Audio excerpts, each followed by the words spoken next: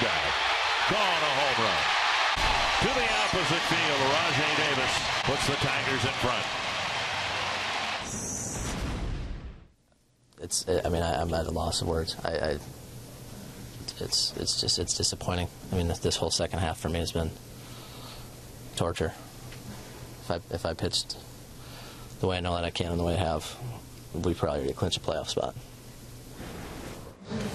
With each game and with each loss, more urgency is placed on the next game, and we have that next game tonight. The second game of this three-game series between the Twins and the Tigers, and the Twins have already fallen farther back in the wild card race this afternoon. Houston won its ball game, so right now the Twins are 2 games behind the Astros and a full game behind the Angels, trying to get back into the wild card contention here tonight. And tonight, it'll be Alfredo Simon making his second start in the last couple of weeks against the Twins, and so too Tyler Duffey making his second start against the Tigers. It's a beautiful night for baseball in Detroit. Dick Bramer and Bert Blyleven with you for Game 2. A couple of weeks ago, the Twins were expressing some concern about Tyler Duffey, the number of innings pitched, and they may have to pull him out of the rotation. Well, Duffey, to his credit, is pitching like a man who does not want to come out of the rotation anytime soon. I'll tell you what, he's been a great spark plug for the starting staff, because when he came back on August 15th, he has been outstanding. And we're going to take a look at the last 3 starts for Duffey against the Astros. Against these Detroit Tigers, he's facing for the second time here tonight. And then also the Angels of Anaheim. 3 very good hitting ball clubs. And to see the only 3 runs allowed in 20 innings with 22 strikeouts, he's done quite a job so far in his first 9 major league starts. And one of the issues the Twins have had in their recent games, scoring some runs. They've had some crooked numbers up in some innings, but they haven't scored in enough innings. And for more on Eddie Rosario, who had the big game last night offensively for the Twins, let's go down to Marty Gelder. And Dick, Rosario was almost all of Minnesota's offense last night, but we saw the full skill set out of him at the plate, on the base pass, and in the field. Rosario recorded his 16th outfield assist. He leads the Twins. He's one of the best in the major leagues, and we have seen that arm. It is strong, and it is so uncanny accurate. And about the play last night in particular, Paul Molitor calls it one of the best of the season because of the angle and how sharply the ball was hit and how Rosario had to throw across his body. Rosario has earned the respect of his Twins teammates. I just feel like for a young guy, he doesn't get phased, and that's cool to see. He has that demeanor that usually takes him a while to acquire, but he's come up and he doesn't care what happened the night before or the at-bat before. He's always ready, and I think that that mixed with just his raw talent, I mean, he's going to be a special player for a lot of years to come. Rosario, one of the guys you come to the field to watch play. Rosario and the Twins will try to support a dominant Tyler Duffey as he faces the Tigers. The first pitch from Detroit is coming up next.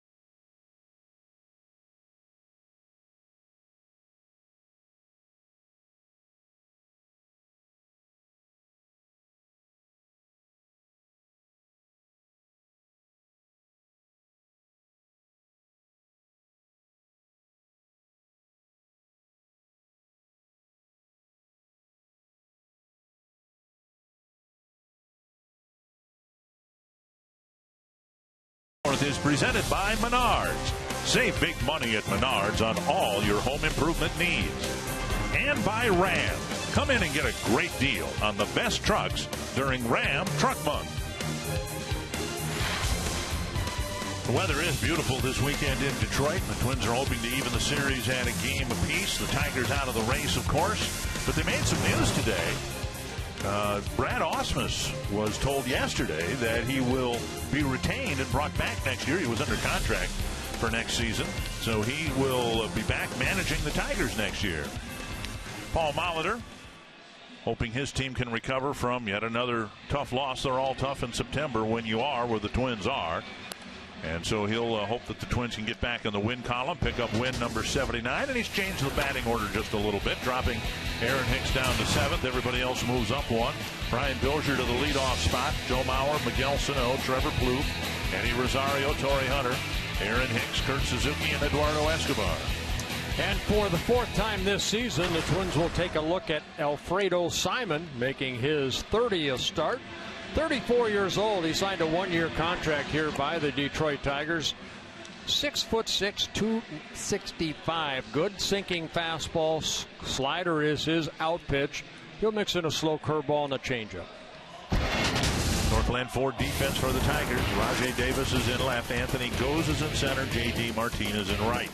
Castellanos, Dixon Machado, Ian Kisler, Miguel Cabrera, the infielders, and James McCann back behind the plate.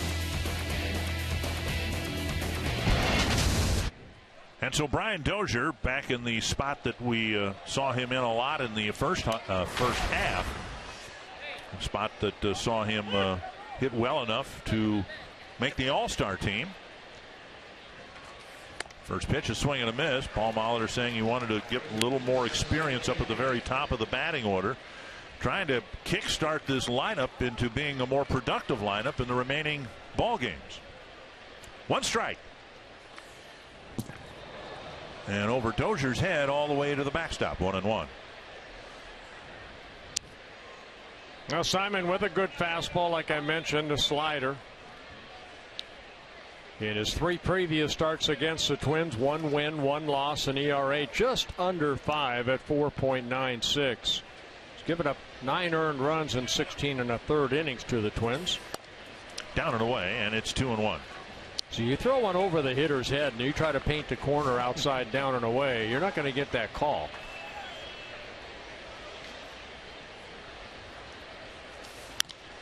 And a foul fly down the left field line, 2-2.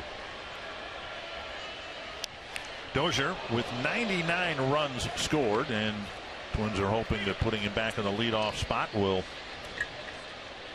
have him across the plate at least once here tonight. Yeah, it'd be the 2nd time that Brian has scored over 100 runs. 112 last year, just 3 behind Mike Trout, who led the American League in runs scored. And a ball to left center field, down for a hit. Dozier hustling to first, rounding first, and he's digging for second base, and he is in with a hustle double. That the definition of the term hustle double, because he sprang out of the box and didn't stop until he dove in head first at second. Well, another double for Brian Dozier, his 38th of the year, but it's another high fastball that Brian able to get the barrel of the bat on quickly. You can see it right into left center, and Brian rounds first, and he sees that Rajai Davis is going to get that ball, either Goals or Davis, and both of them aren't known for their strong arms. So a good hustle double, like you mentioned, for Dozier. They're kind of mismatched out there because Goes is a left-handed thrower. On a ball like that, he's not going to have an easy throw, and Davis is a right-handed thrower, and he didn't have an easy throw to make to second base coming in from his angle. 1-0 to Joe Mauer, moving up to the 2nd spot on the batting order. And a drive past Kinsler into right field. Dozier to third, and Mauer with a line drive single, and the Twins have something started here in the 1st inning. Yeah, Brian had to hold up at second base because Kinsler dove for that ball, had to make sure that it got past him. So a good start for the Twins. A double and a single puts runners at the corners.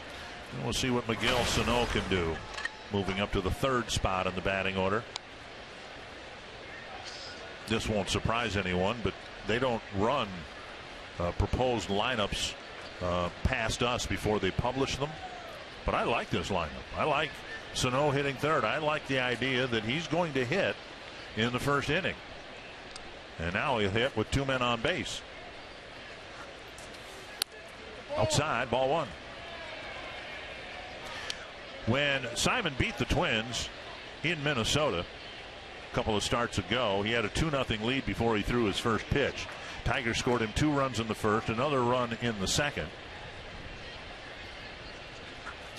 Sano chops one toward the hole, bobbled by the shortstop Machado, and Sano will reach, and the Twins will get a run. Sano should get a run batted in. He probably won't get a base hit. Yeah, Machado replacing. Take a look at Machado right here, trying to backhand it and get it over to second base for the force out, but you can see step on it right there. An error will be charged to Machado. I believe they have not put an error up yet. Haven't put a hit up either, but you got to give him a run batted in, don't you? Dozier would have come home. And so Plouffe now the cleanup batter with 2 men on and nobody out. And Dozier scored his 100th run, scampering in from third base. And it will be an error on Machado. And Sano gets the run batted in. 1 strike to Plouffe. Well, defensively, the Tigers made 3 errors last night in the ball game, the most they made in a game this year. And up and in.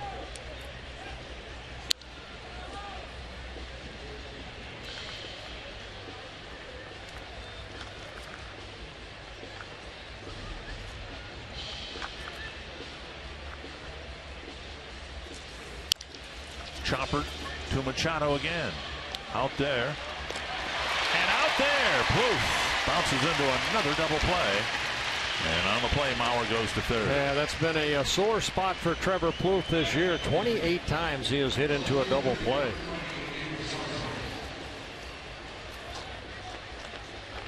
And that'll bring up Rosario. Now Machado waits back for the bounce. Quick release over to Kinsler, and then the quick relay. Just nipping Plouffe at first. Rosario with the biggest hit for the Twins last night. He nearly hit his second grand slam of the year, but it was a 3-run triple, and then he scored on a little pop-up to Kinsler a few moments later. Inside, ball 1.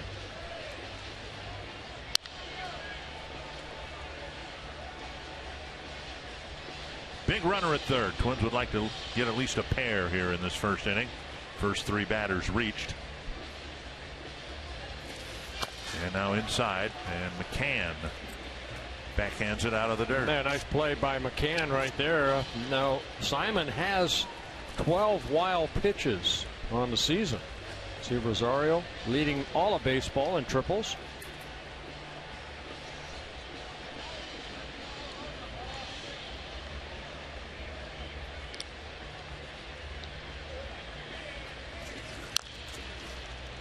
If you're wondering why the Tigers are where they are and why they won 4 straight division titles, and you of course are aware offensively of Cabrera and Martinez, Fielder when he was here, but the main reason they won 4 straight division titles, they had great starting pitching.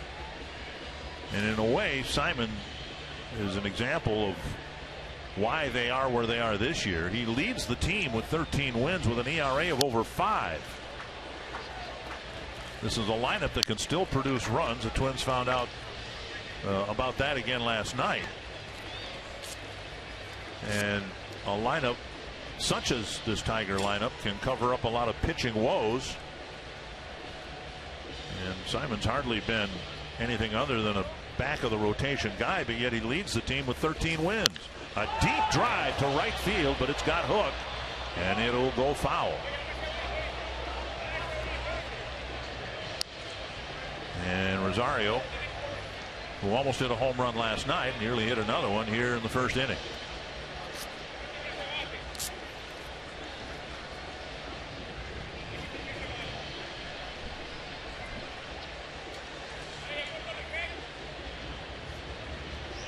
Two and two for the Twins left fielder.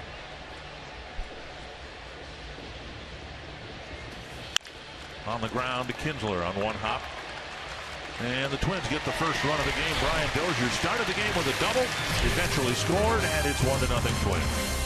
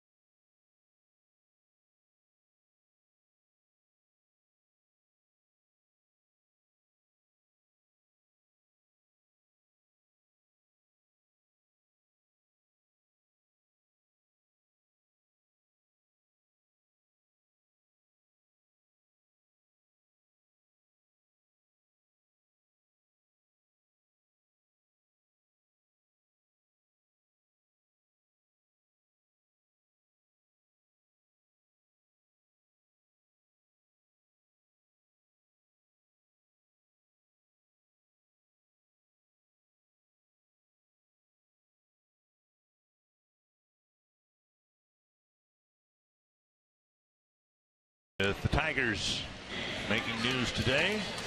Brad Ausmus actually found out yesterday. He smiled throughout. He's conducted his business throughout all the rumors very professionally, and that, as much as anything else, might explain why the Tigers announced today that he'll be back next year. The Menards batting order for the Tigers very similar to the lineup they had last night. Anthony goes in the leadoff spot. In center field, Ian Kinsler, Miguel Cabrera, Victor Martinez, the designated hitter, hitting cleanup. Then J.D. Martinez, Nick Castellanos, James McCann, Dixon Machado, and Rajai Davis. And Tyler Duffey making his 9th start of the year. This was his second against the Tigers. This is the first time he has seen a team, and a team has seen him for the second time. A couple starts ago, he faced the Tigers. Pitched very well in that ball game. Well, you throw out that first game in Toronto, he has been outstanding. On the ground, backhanded by Dozier. And one away, goes retired. And that'll bring up Kinsler. Big thing that I have seen for Tyler Duffey is that we talk about the curveball. We'll show strikeouts, a lot of them on the curveball, but he really has pretty good control of that fastball. He'll throw the 4-seamer and the 2-seamer. A lot of movement off the fastball. He'll change speeds off of that. And then also the curveball, he'll change speeds.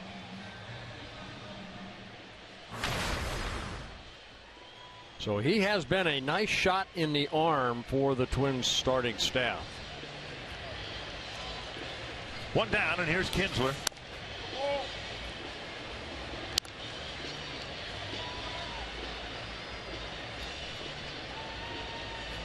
Kinsler with a big hit in the ball game last night. And a foul back, 1-1. Talked about Kinsler a little bit last night. This guy is steady. He really is. He's a guy that comes to the ballpark, plays hard. He's almost like, I'd say, the Tigers version of Brian Dozier. A guy that just plays hard.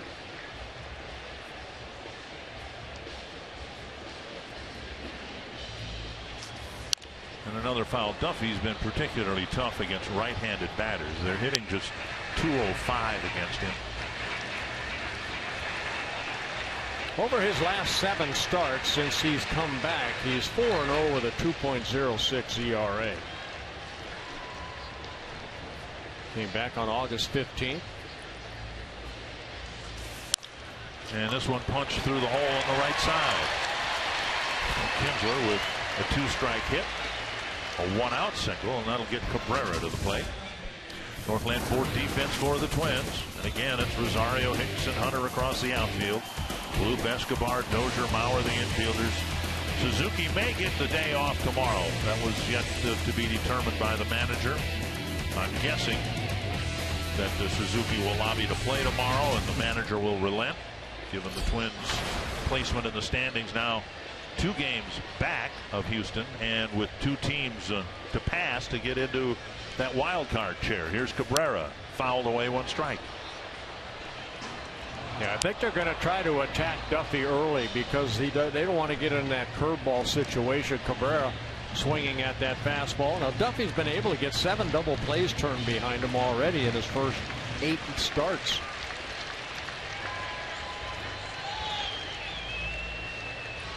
One strike.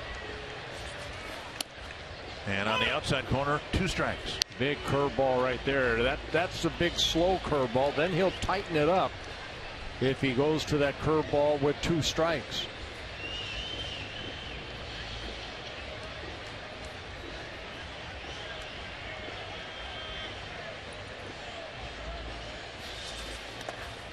Like blocked by Suzuki. Yeah, like that. 8 prior starts, 7 ground ball double plays for Duffy.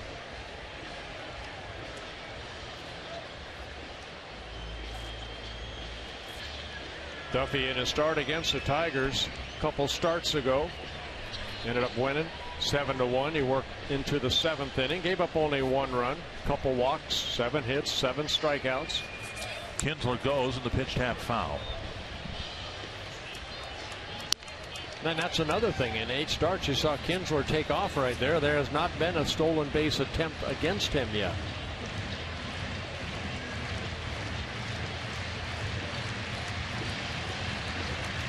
Tyler Duffy, 24 years old, signed by the Twins in 2012. Number 5 pick out of Rice University.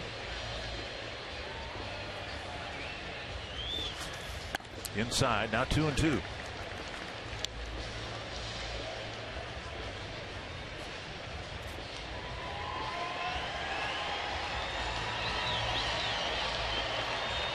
Cabrera has hit into 18 double plays.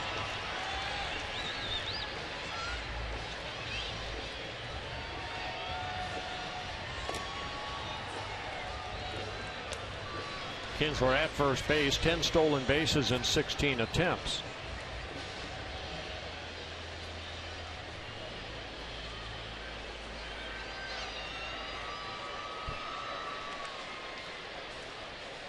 Two and 2 to Cabrera.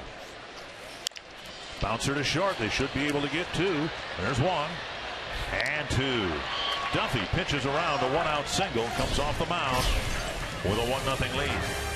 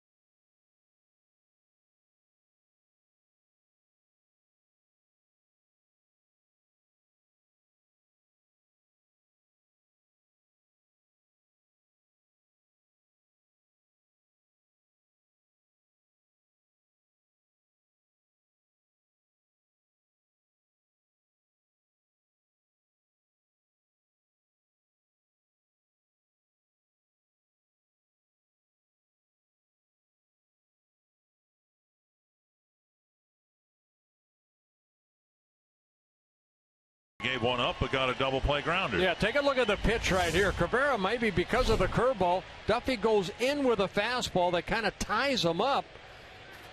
And Cabrera again leading the American League in hitting. Duffy did a good job getting that ground ball, and the Twins defense turned it into a double play. Hunter with a drive to left center field. Davis is under it, 1 away.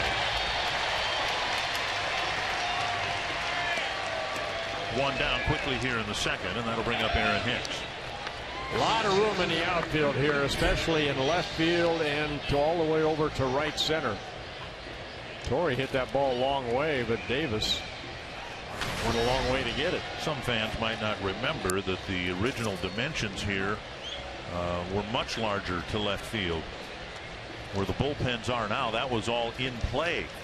In fact, we were here as they ran some experimental fencing up during batting practice before making the change the following year. And you can see how long a poke it would have taken, or did in reality, the first few years of the ballpark, to hit one out to left field. It's still a pretty good poke. I mean, 345 right down the left field line. Then it just shoots out to, I think the deepest part is out in left center, about 425. Hicks taps it to the right side, and Cabrera goes to the bag. 2 down. And that'll bring up Kurt Suzuki.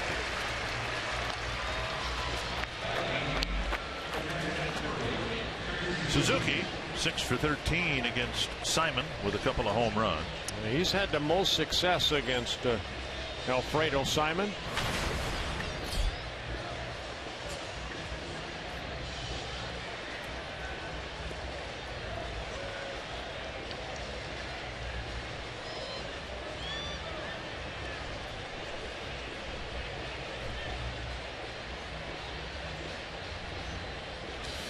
And outside, ball 1.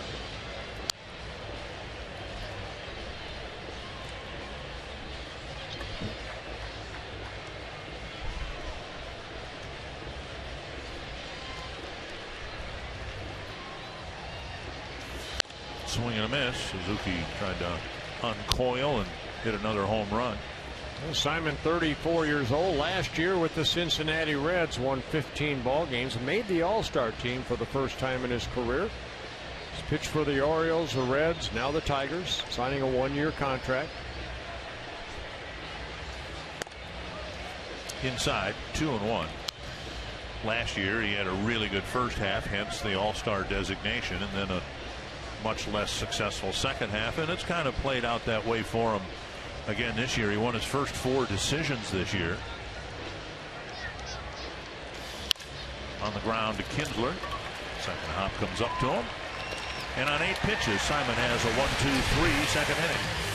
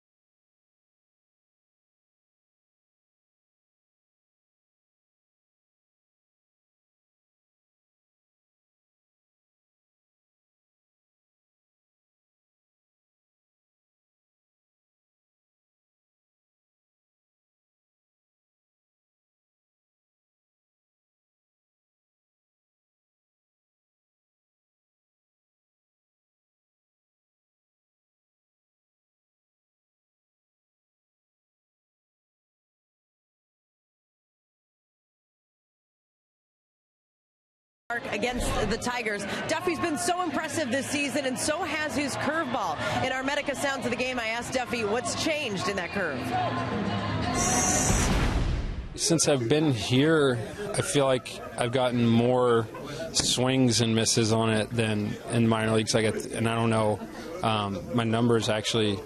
I remember last year I was surprised, like my first start in AAA, I struck out I think more than I had anywhere else that year, and so it's like, it seems like the higher I've gone, I don't know if it's because I throw it over the plate for strikes or whatever, but I get more swings on it. But you know, I don't. It's worked for me so far, so you know, hopefully I can keep it going. Duffy also said he wishes he knew why he was getting more swings and misses, because then he could use that information and apply it to his other pitches. But Dick and Birdie said, all I know right now is it's working for me. Boy, is it ever. Thank you, Marty. Averaging just about a strikeout per inning pitched in the big leagues. He did not get a strikeout in the first inning. He's delivered strike one to Victor Martinez to start the second. And now strike two. Twins keep looking for signs that he's tiring. They don't want to overload Duffy. There's the it's an unwritten rule, but most organizations follow it. They don't want more than a 20% increase in innings pitch load, and Duffy is past that. If he gets Martinez here, or whenever he gets the next out, that'll be 185 innings pitched on the season. Now just let me finish this before you. Okay. Go ahead. 1-2, and now 2-2. The only one in the organization who's thrown more than that is Kyle Gibson, and if Duffy has any kind of outing here today, in terms of innings pitched, Double-A, Triple-A, and the big leagues, he'll have more innings pitched than anybody else in the organization. 2-2 to Victor Martinez. Drilled foul over the roof of the Tiger dugout. Wow, be careful. And Duffy looking over in the seating area and bending over. Fans, players are so distracted by this and concerned by this. Not that they can do anything about it. And Duffy still looking over there. I kind of saw Duffy again, was kind of staring over there and shaking his head. Hopefully everybody's all right down that over that dugout. 2-2 to Victor Martinez. And a roller foul.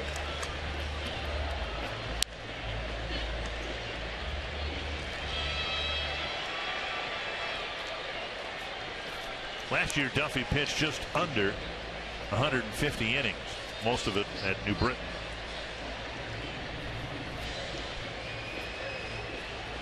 So he's about where he should be. And nobody on the left side of the infield, at least not where Martinez hit the ball. And a sharp ground ball to left for a leadoff single. Now, good hitting right there by Martinez. We saw Kinsler in the first inning just take that pitch away the other way. And Martinez looked like a breaking ball, kind of stayed up, and he slapped it into left field. And today's Cold Hard Fact brought to you by Clean Crisp Coors Light. And since the middle of August, when Duffy was recalled, only Jake Arrieta, Jay Happ was acquired by the Pirates. Greinke and Kershaw are ahead of Duffy on the ERA list. Here's J.D. Martinez.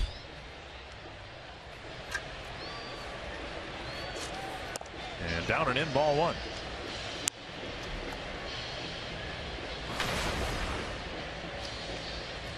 In Duffy's last outing against the Tigers, he gave up a couple of first-inning walks and a single, but got a double play, as he did here tonight.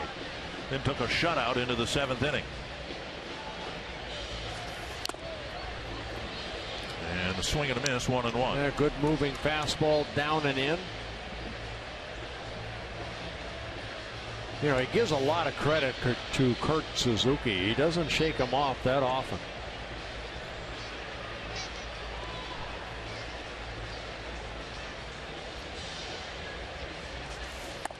Down and in, 2-1.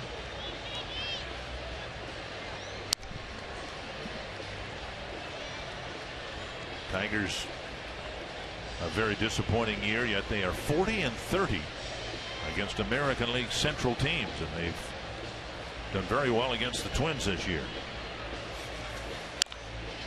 Grounder foul between Dave Clark and the line.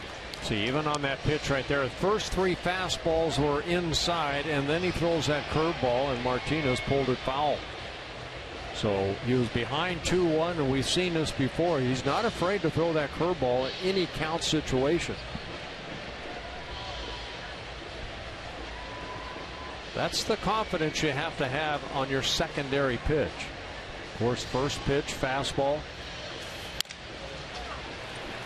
And Escobar will get the lead runner, and there'll be no throw.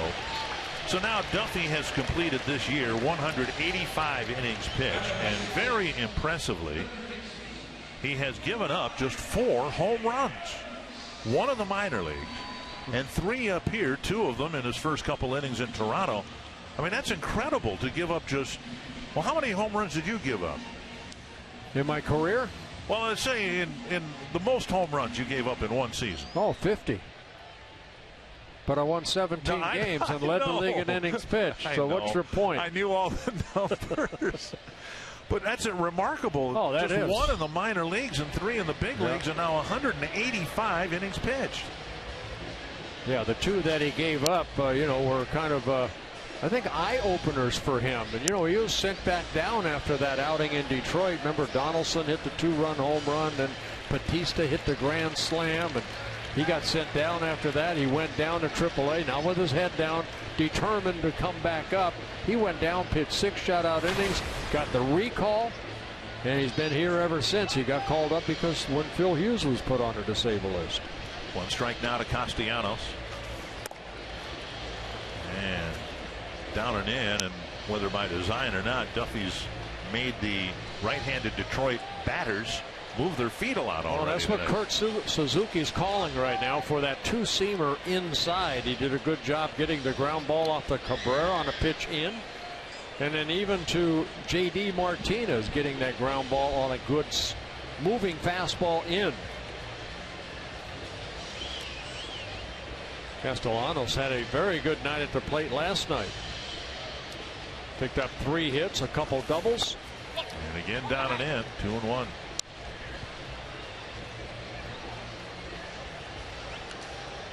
Now Duffy's reacting like he's not happy to be throwing all those pitches in there, but that's not a bad place to miss, is it? With these powerful right-handed batters. Sometimes you want to make them move their feet. You don't like always 2-1 counts. Remember, he did this to JD and he threw a curveball. And he throws over at first base. Martinez, not much of a base stealer. 3 stolen bases in 5 attempts. 27 pitches that you see there, 17 strikes. And all the outs have been on ground balls. Breaking ball missing. Now it's 3-1. James McCann on deck.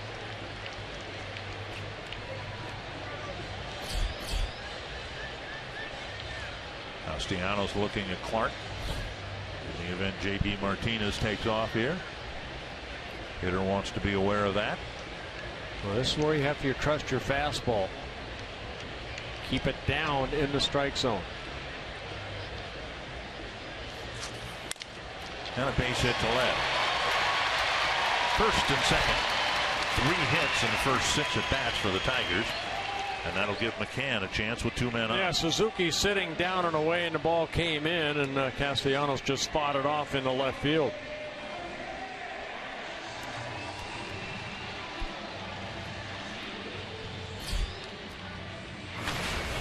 McCann's had a very good year offensively. That's fine, but he's just really taken charge behind the plate as the everyday catcher for Detroit. Alex Avila doesn't catch much anymore. When he plays, it's often at first base. And McCann in his 109th game for the Tigers. Strike 1.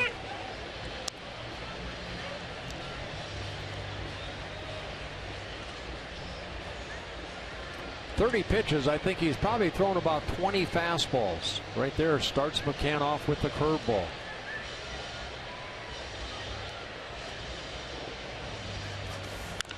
Popped up. And into center field, Hicks with the catch. That's out number 2. First fly ball out for Duffy. And that'll bring up Dixon Machado.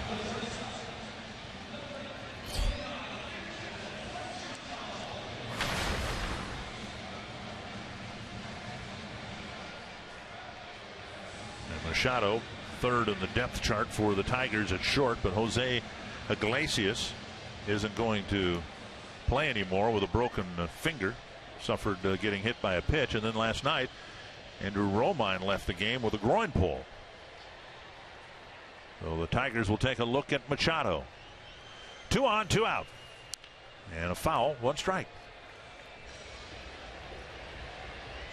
Machado, just 23 years old, from Venezuela, in his 3rd stint with the Tigers this year.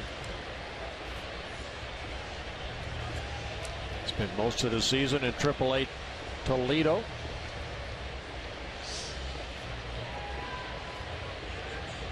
One strike.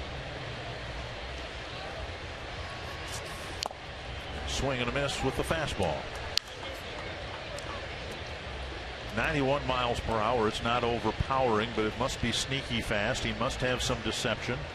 And with all the ground balls he gets, it must have some movement to it. Well, you know what? And I've watched him. He'll throw that 89 mile an hour fastball. Then he'll go to 92. He does a good job of changing speeds.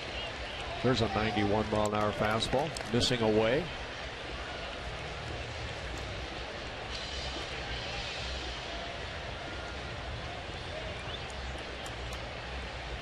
One and 2 to Machado. I'm thinking curveball right here. And he did not check. He got the check swing strikeout, his first of the game.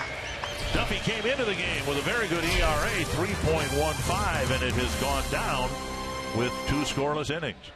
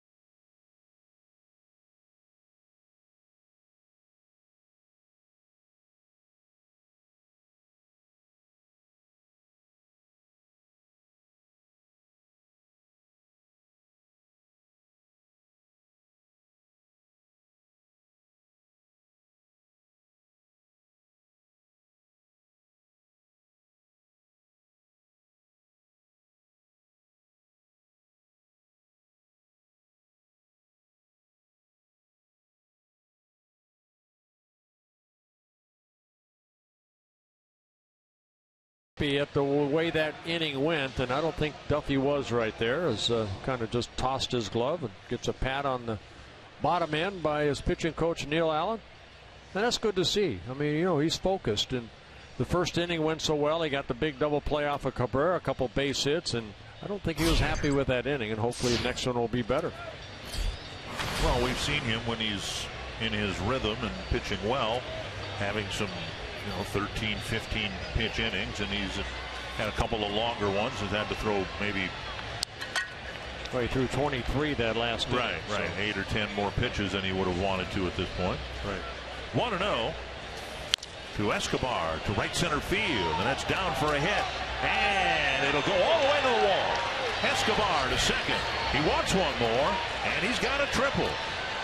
A stand-up triple to lead off the 3rd inning for the Twins. This is such a big field that if you can do exactly that, J.D. Martinez got over there. He just couldn't catch up to it, and it's off to the races for Escobar. Splits that gap in left center. Martinez. He gets by him, rolls all the way to the wall. And for Escobar, his 4th triple of the year, and this is what you like to see right here. The Twins have had, in 3 of the last 4 ball games, they've only scored in 1 inning. So they want to keep adding on runs. Dozier with a base hit to left field. He stretched it into a double and scored later on in the first. And a high fly to left center field. Chasing it as goes, and he'll make the catch. And Escobar could score with a handstand across home plate. 2-0 Twins. RBI number 73 on the year for Bryant, so he does his job, and that's getting in Escobar after his triple. Base is empty. 2-0 Twins, and here's Mauer. You look at this Twins team, and obviously in contention for a playoff spot, and you wonder where they are better than they were as recently as last year. And you've got to search. The pitching's a little bit better, but as we've talked about, a big part of that is because of the better outfield play that they've had. The team batting average is .248. The league's batting average is .255. The average American League team has hit at this point 166 home runs. The Twins have hit 149. The one area where the Twins are better than the league average, I mean, the ERA is higher than the league average. The one area where the team is better is defensively. The average American League team has committed 88 errors, and the Twins have only committed 78 errors. Twins have made a lot of double plays behind the pitching staff. The outfield has played outstanding. I agree, Dick. I think defensively this is a very, very good improvement from what we've seen, not only last year, but the last 4 years. Mauer hits one right to Machado, who gobbles it up. 2 down. And then we'll bring up Sano. Yeah, the Twins are 11th in the American League, or excuse me, 13th in the American League in hitting. So that too needs to improve.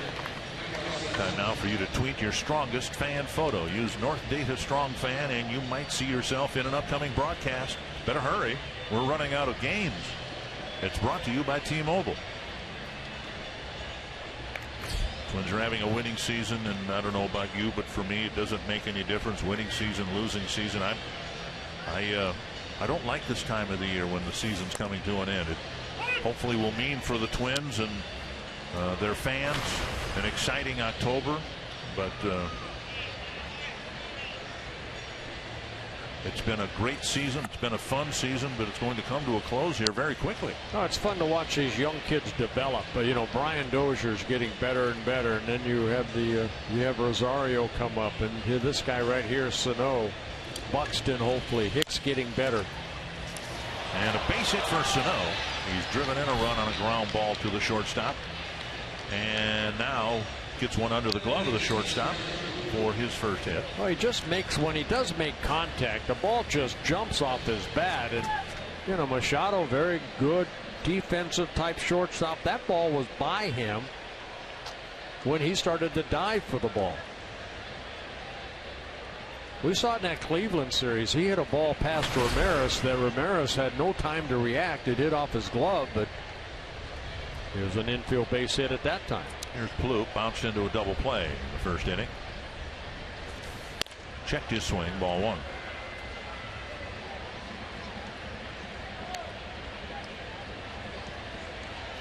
As disappointing as the loss was for the Twins last night, Houston also lost. Houston won this afternoon. And if the Angels lose to King Felix and the Mariners tonight, the Twins will be, when their heads hit their pillows tonight, exactly where they were when this series started yesterday evening. Now, at some point you need to make up the ground, but the ground is not insurmountable that needs to be made up. 1-1 to Plouffe. Foul back 1-2. Keeping in mind that at the end of the season, the Houston Astros will be playing the Angels. And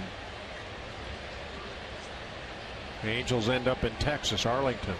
I'm sorry, you're right. Texas Rangers will be hosting the Angels. And the Rangers will have all the incentive in the world to beat the Angels. There's Plouffe striking out. So there might be a tough weekend ahead for the Angels while the Twins are at home against the Royals. Duffy's lead has grown to 2-0.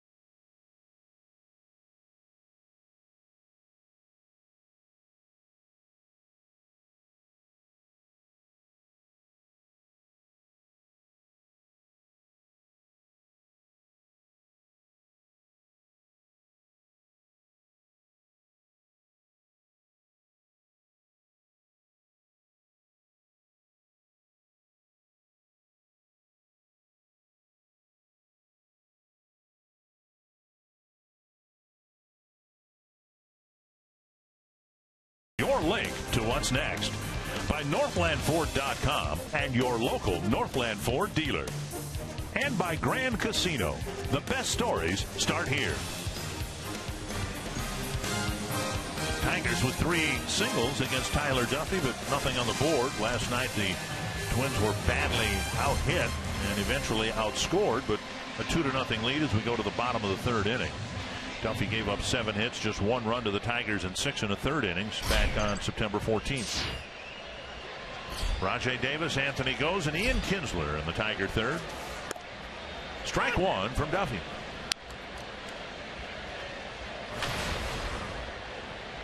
Matt Davis got that big 2-run home run, the deciding 2 runs in last night's ball game off of Glenn Perkins.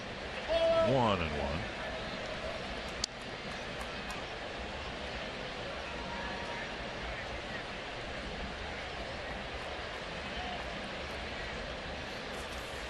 Checked his swing, but it's a called strike, I believe. 1-2.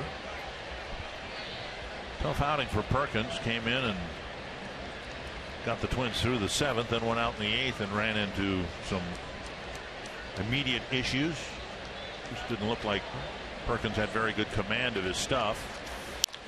There's a fly to the right field corner, and Hunter near the seating area sees it sail back. I know he was pretty hard on himself in the interview after the ball game, but you know what? Welcome to baseball, Glenn Perkins. Sometimes everything can go your way, and all of a sudden, you know, it can come up and bite you. And it's that inner drive that, you know, hopefully he can't wait to get back out there and do better than he did last night. 1-2. And Davis strikes out. And now Duffy, who did not have a strikeout through the first 7 at-bats, has back-to-back strikeouts. Big sweeping breaking ball right there, and Davis swinging through it. Watch the break on this curveball. Good tight rotation.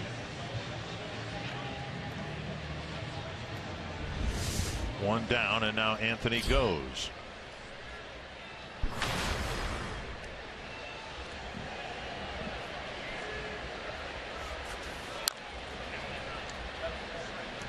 And a breaking ball, tap foul. All right, I explained the whole situation with Duffy in terms of innings pitched, the increase from his innings pitched last year, and I asked you to just wait till I was done because I knew you wanted to jump in, and now's your chance. Well, you know what? To me, he's got a delivery that doesn't really hinder a problem. I don't see a problem because he does a good job of getting over to the balance point. He has a good follow through. Releases the ball nicely toward home plate. He kind of ends up a little bit toward that first base, but you know, take a look right here. The high leg kick, the follow through, getting over that landing foot. 1-2. You know, we saw Eric Milton, we saw Joe Mays, and you kind of saw them recoil, you know, things like that. I always picture Brad Radke. To me, he had such a flawless delivery that he just got to that balance point, and once he let that ball go, his upper torso went over his lower side. So he bent his back. And to throw a good curveball, believe me, you have to bend your back. You can't stand straight up and throw the curveball. So Duffy has to almost show his numbers, that number 56. It almost has to disappear for a second. To the right side, and Duffy will do it himself. 2 down.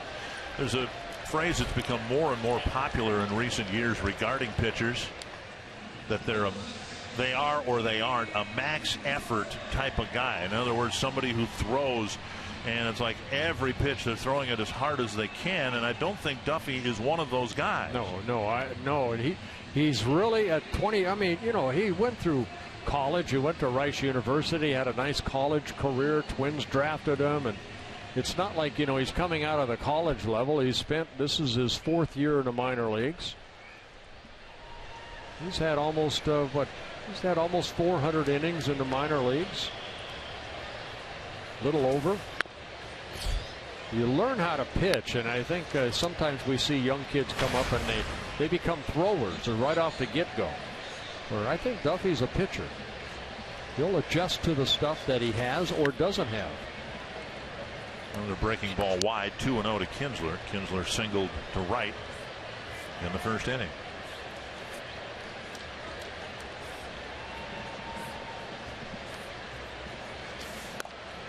And a strike over the inside corner. You know, we've seen the fastball typically sit at about 91, that one at 92, but yet we've seen him, when he wants to reach back and deliver a pitch, max effort, to use that term again, he can hit 93, 94. Missing inside. 3-1. I've seen him open up a little bit, especially those fastballs down and in.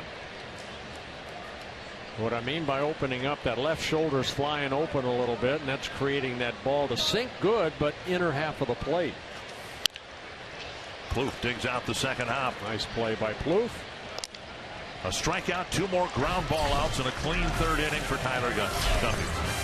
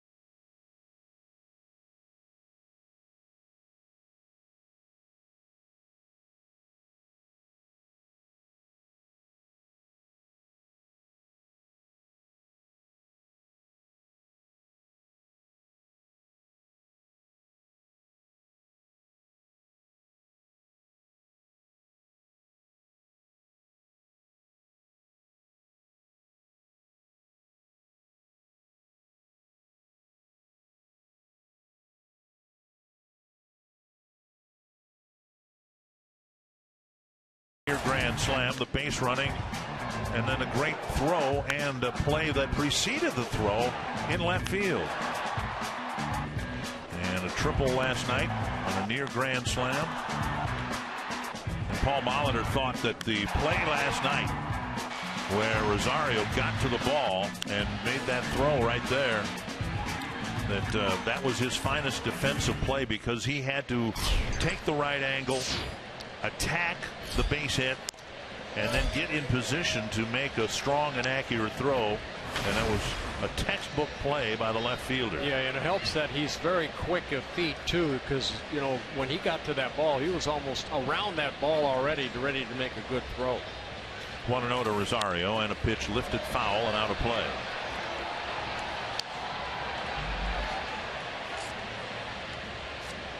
I think we all enjoyed Josh Willingham as a member of the Twins outfield, the great first year he had with the Twins, and a credit on and off the field to the organization. But the Twins have not had a defensive left fielder like Rosario in quite some time. Yeah, Delman Young's name just jumps out at me.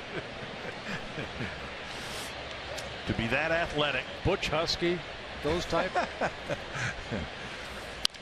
The ball hit to left, and Davis retreats a couple of steps, makes the catch, one away. And that'll bring up Hunter. The Twins take on the Royals to close out the regular season, or at least so the pocket schedule tells me.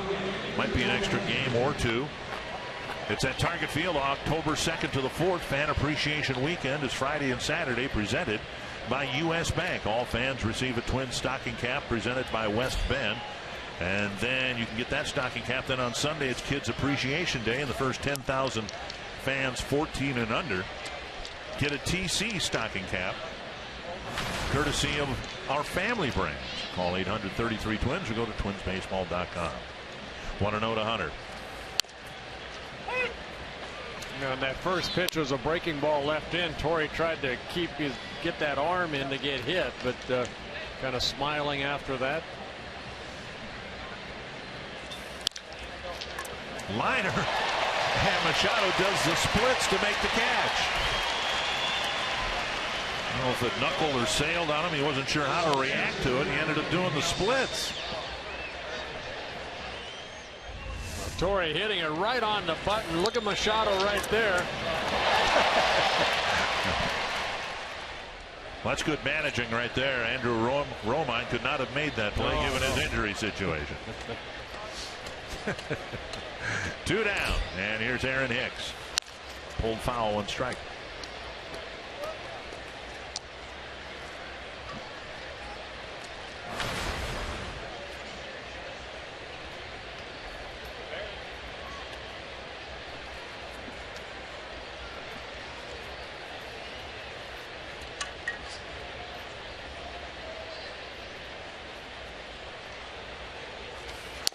Takes inside. Hicks's numbers hitting lower in the order are much better than his numbers in the leadoff spot. I wouldn't be surprised to see the Twins go with this for a while. They've only scored 2 runs, 1 each in 2 different innings, but Hicks has been a more productive hitter out of the leadoff spot than in it. So we may see Dozier in the leadoff spot after tonight. 1-2.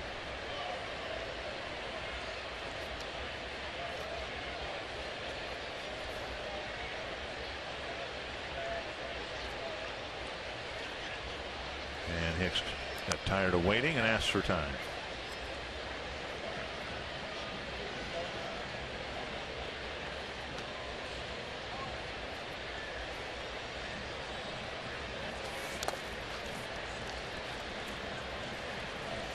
Now Simon's about done it all. He's been a closer, got picked up some saves, came up with the Orioles basically out of the bullpen.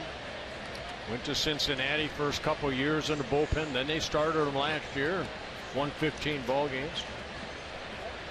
Making his 80th major league start, his 239th appearance. Good take by Hicks. Checking his swing. It's 3-2.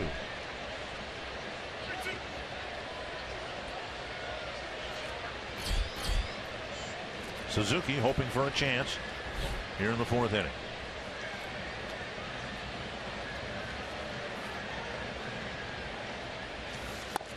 And he strikes out. And Simon has his second 1-2-3 inning.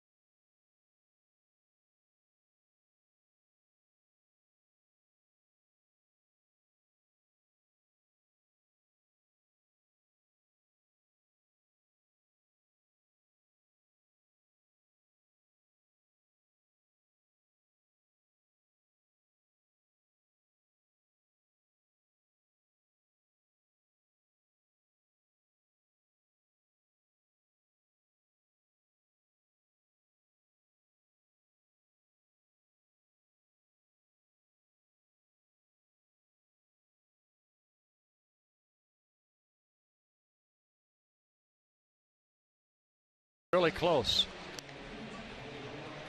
I have no idea what you're talking about. Here's the Sanford Health Injury Report. Anibal Sanchez counted on so heavily by the Tigers this year, and he's been alternately ineffective and injured on the disabled list since August 20th with some rotator cuff inflammation. His ERA just 1 tick below 5. It's not been a good year, but my dad growing up, every time there's a full moon in Southern California, he'd have me look at it, and he'd say, "Do you see the little kid on a bike up there?" I'd be looking, still haven't. I mean this with all due respect, but did your dad smoke at all? Only in the garage. Okay. Little man on a bicycle? Yeah. Okay. 1-1 to the leadoff man in the 4th. Miguel Cabrera hit into a double play his first time up. And now 2-1. It'll be Cabrera, Victor Martinez, and J.D. Martinez.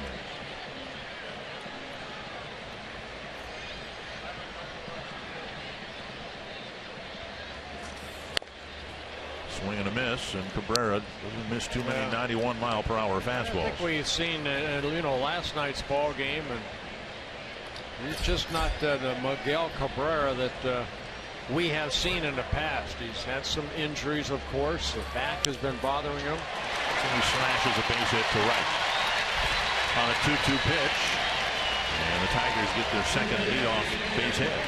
Every weekday, America's Pregame brings you live reports from the biggest games to get you ready for all the action. Catch America's Pregame at 4 p.m. Central, only on Fox Sports 1 and streaming live on Fox Sports Go. See, if you watch last night's ball game, even Pelfrey was throwing the ball by Cabrera, and then that previous pitch, it was a fastball, about 91, 92. He didn't have a very good swing at, so they threw him a breaking ball, and Cabrera allowed his bat to catch up, and Cabrera hit that ball to right field. I just think right now you got to pump him with good fastballs in the low 90s. Here's Victor Martinez, as we found out last night, a much better right-handed batter this year than left. And Duffy misses low, ball 1. This is another guy right here. Let's get a ground ball right here. Trevor Plouffe now playing over at third base where Martinez hit that ball in the second inning for a base hit. So not the shift that we see sometimes with Cabrera at first base. It's one of the problems the Tigers do have. As good as Miguel Cabrera, Victor Martinez, and JD Martinez are, they're not fast. I mean, you look at Cabrera, even when he's healthy, and he's not a fast runner. Martinez is painfully, and I use that word literally, painfully slow. He's hit into 17 double plays. Grounder foul. And you watch those two guys, and that makes JD Martinez look like Usain Bolt.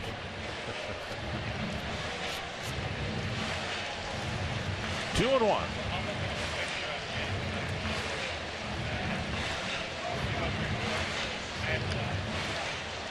Well, maybe they can't run very well, but they sure can hit.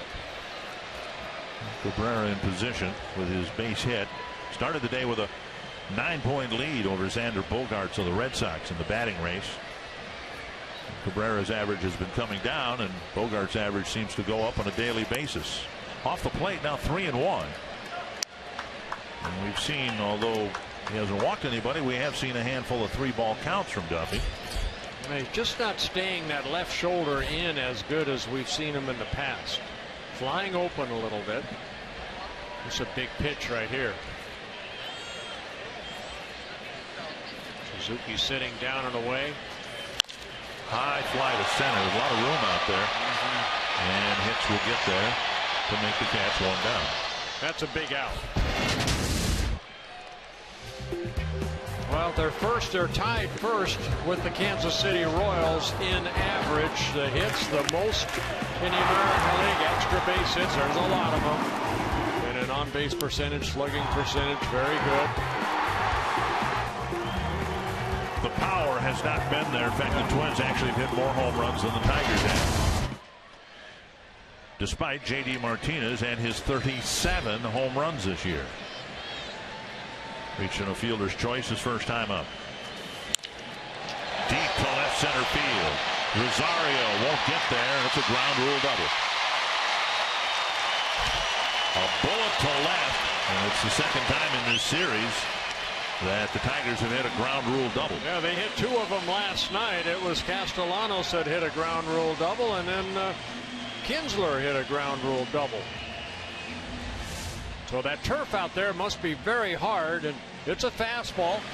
And JD Martinez hits it sharply. Rosario goes after it out of his reach and then hits that turf and bounces over the fence. Castellanos picked up another base hit, a single his first time up. And now Duffy will try to get him with the tying run at second and one away. Duffy with a couple of strikeouts. We got Machado and Davis to end the second and begin the third. Swing and a miss, strike one. And this is where Duffy would like to pick up a strikeout. He's shown that ability, principally using that breaking pitch. And he got ahead of Castellanos with a curveball.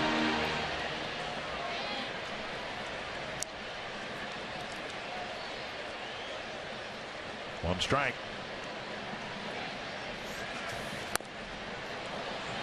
And if you have that type of swing, why would you not throw it again? Castellanos has struck out 148 times this year. 520 plate appearances.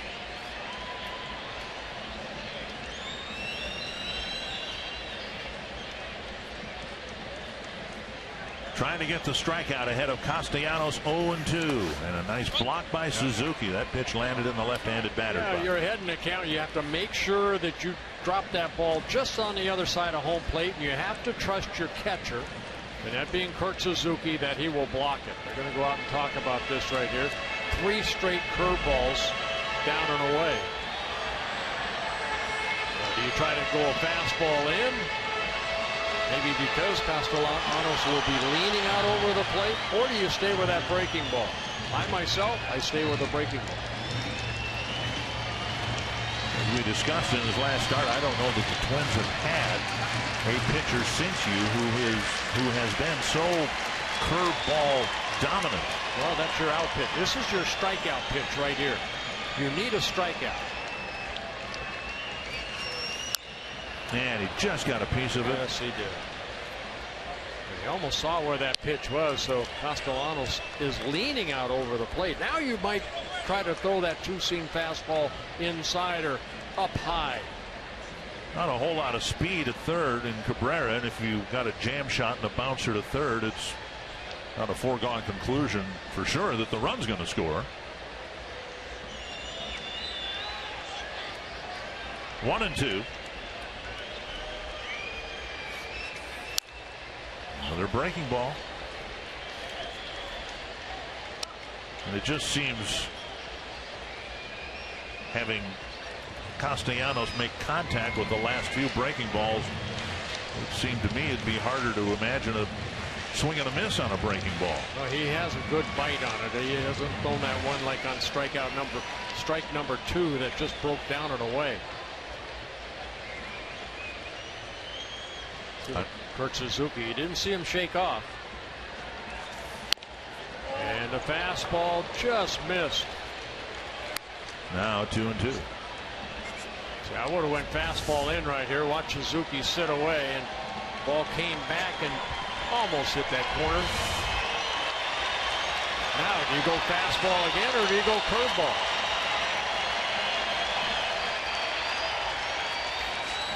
Curveball drilled to center. And he hung it. And the decoy may have worked. Here's a throw to second, and Dozier will not get Castellanos sneaking in behind the throw. When Hicks tried to decoy the runner at second, Martinez, and that worked because he did stop between second and third, but it's a hanging breaking ball, third hit of the inning. Yeah, believe me, I've been there. You throw so many curveballs in a row and you're going to hang one, and exactly what he did right here. Kind of a sidearm type of breaking ball that Castellanos ended up hitting in front of Aaron Hicks.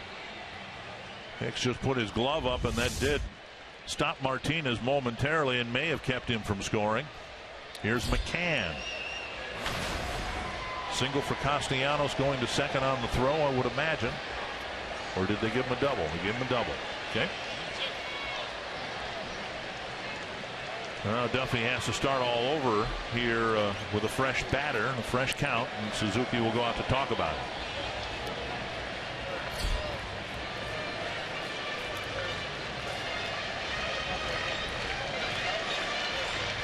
Well, Duffy's done such a good job in his last 7 starts of staying away from that big multi-run inning.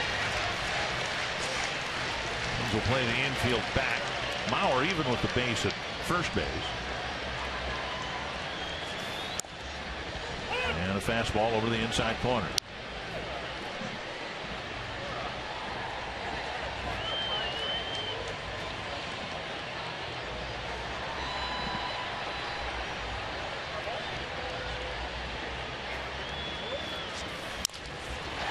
To short center, a base hit. It'll tie the game. And now first and third, and the Tigers have 4 hits and at least a couple of runs here in the 4th. Castellanos to third base, and that'll bring up Dixon Machado. Well, 2 straight fastballs. Again, you see Kurt wanting that ball away. It came right back into McCann's swing. Hits it softly in front of Hicks. He picks up an RBI, his 38th of the year. And Neil Allen out to talk to his right-hander.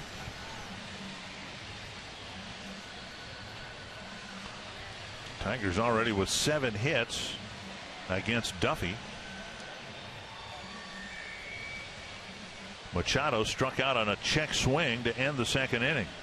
And with the go-ahead run at third, Duffy finds himself in another situation where he could really use a strikeout. Twins have turned 1 double play tonight, that back in the 1st inning. Machado a much faster runner than Cabrera, the guy who hit into the double play in the 1st. Here's a bunt, and Suzuki will turn and throw to first. And Machado put it on the ground, and either Castellanos wasn't expecting it. It was a safety squeeze. He couldn't pull the trigger on coming home, but it's a quick second out.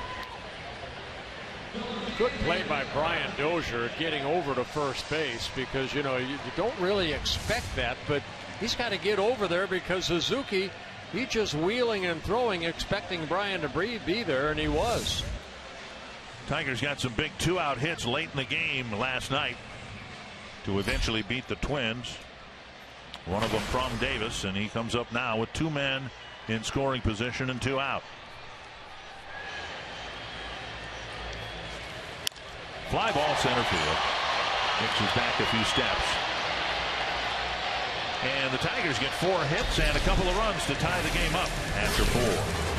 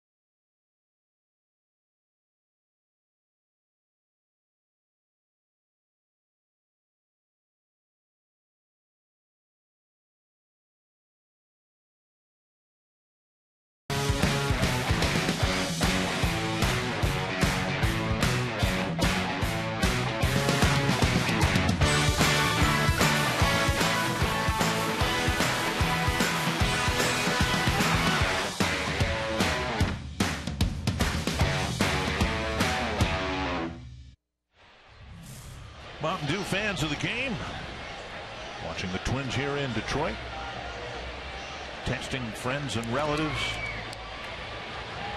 checking the scores from around the world of baseball, college football. Now Gophers won today, right? Yeah, beat the Ohio Bobcats. Congratulations to the Gophers. Kurt Suzuki will lead off the 5th inning for the Twins eventually. Got a little bit of a delay here. I'm not sure. Kurt has some issues getting settled in the box. Now he's ready to go.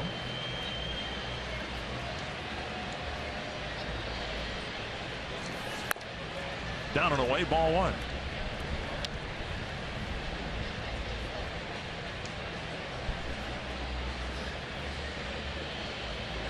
Suzuki, Escobar, and Dozier. Twins got a run in the first, another one in the third. In the other 2 innings, Simon has had 1, 2, 3 innings. Twins got a leadoff double and scored in the first, a leadoff triple and scored in the third.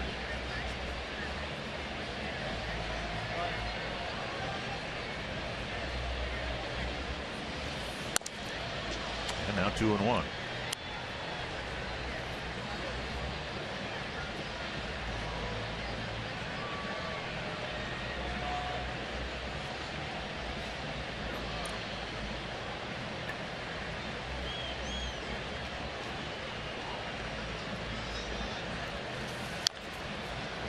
Up the line, foul.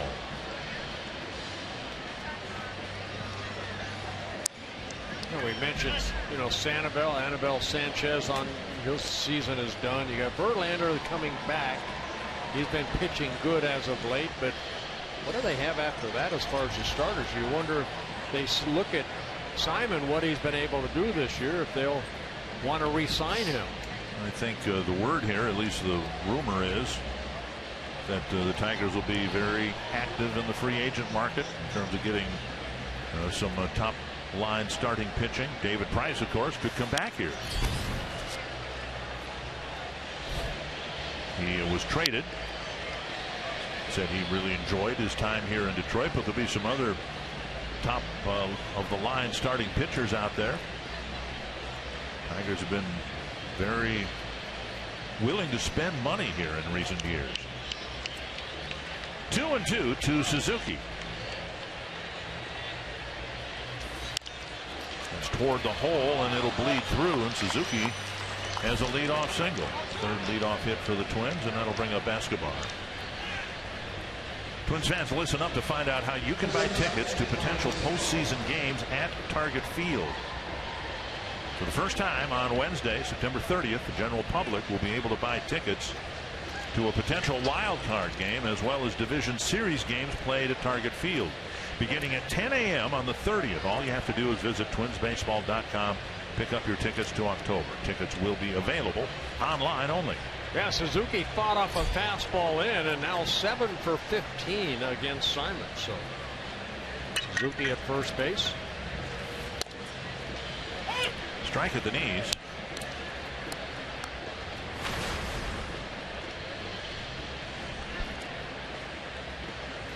Escobar led off the third inning with that triple. Scored on Dozier's sacrifice fly.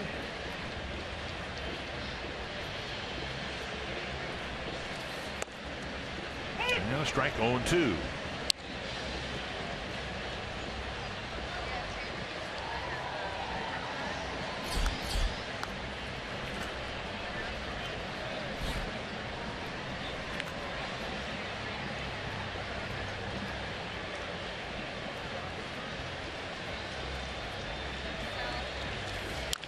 And a dribbler foul.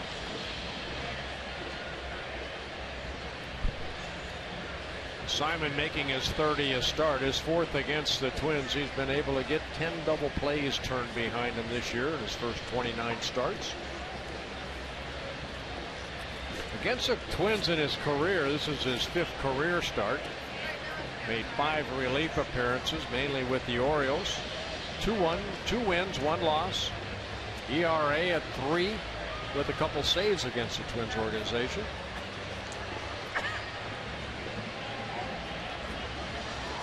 Two strikes to Escobar. Twins trying to retake the lead, build an inning here in the 5th. Very high, 1-2.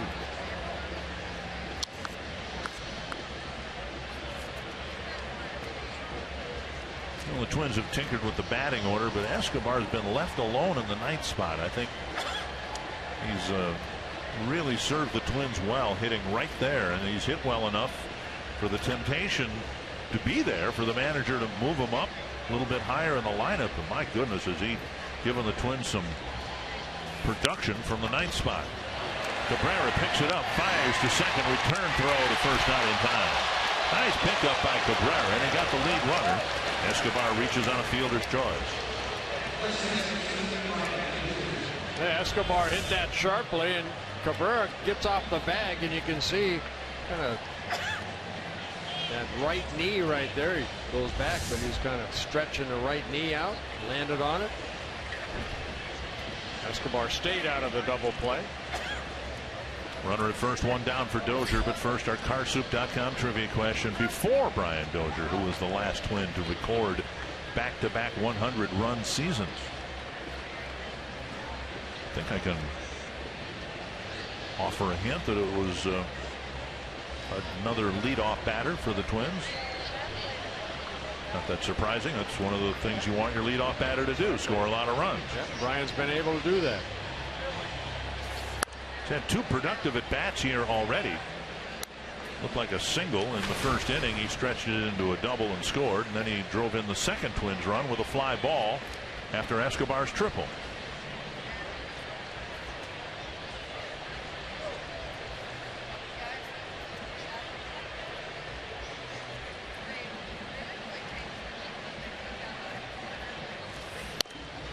And a strike, 1-1.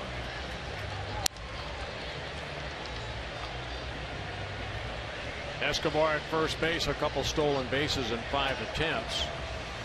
There have been 15 stolen bases against Simon in 22 attempts. McCann, very, very strong arm behind the plate.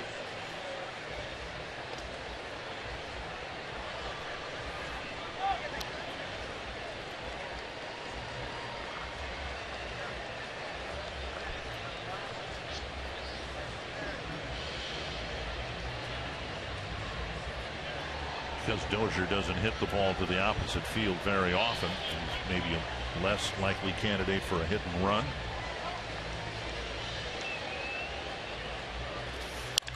Chopper to third, one hop to Castellanos, and around the horn double play.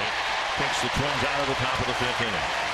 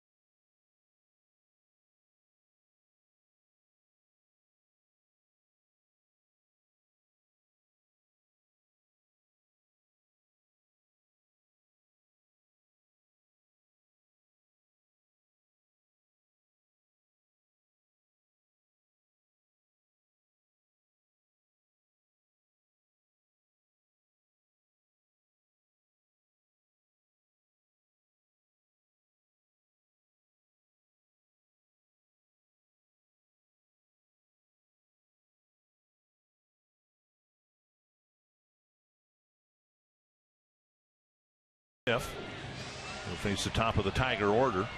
Yeah, the only thing about Duffy, what's right now, too many pitches, 73 pitches in 4 innings.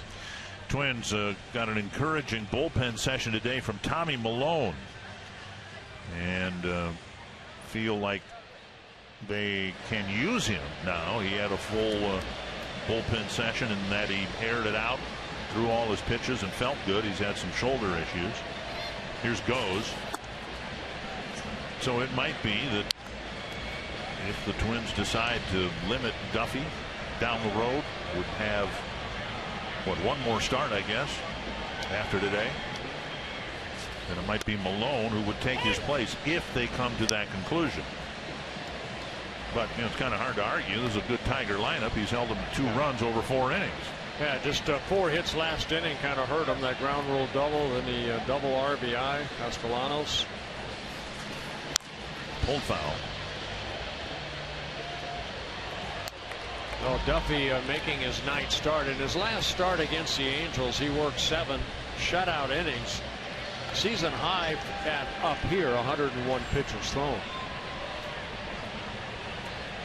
So he needs a quick 5th inning here. 1-2 to goes. Kinsler and Cabrera will follow. Fastball up and in, 2-2. That's a good pitch right there.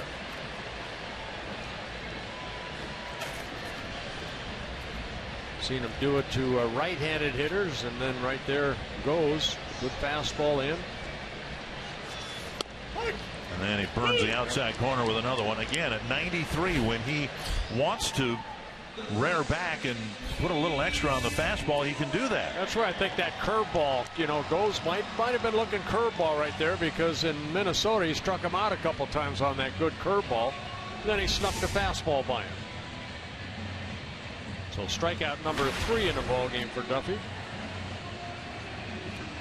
Kinsler, the batter. Single his first time up. Ground ball to third his next time up. And strike one. Well, Duffy can recover from the fourth inning where he gave up 2 runs but left 2 men in scoring position and come back with a really good fifth inning. And he gets ahead of Kinsler 0-2.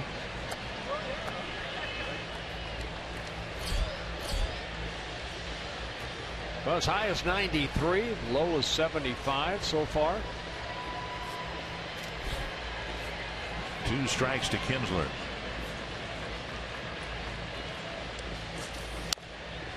And a fastball off the plate again at 93.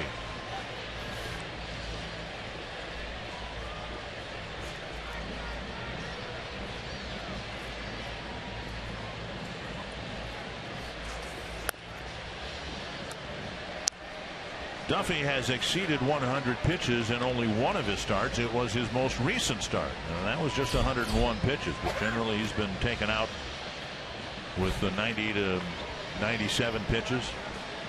2-2, and a liner to Plouffe, 2 down. Well, he went back to the curveball, and Kinsler strikes out about once every 8 at bats, maybe 9 made contact, but line drive to Plouffe.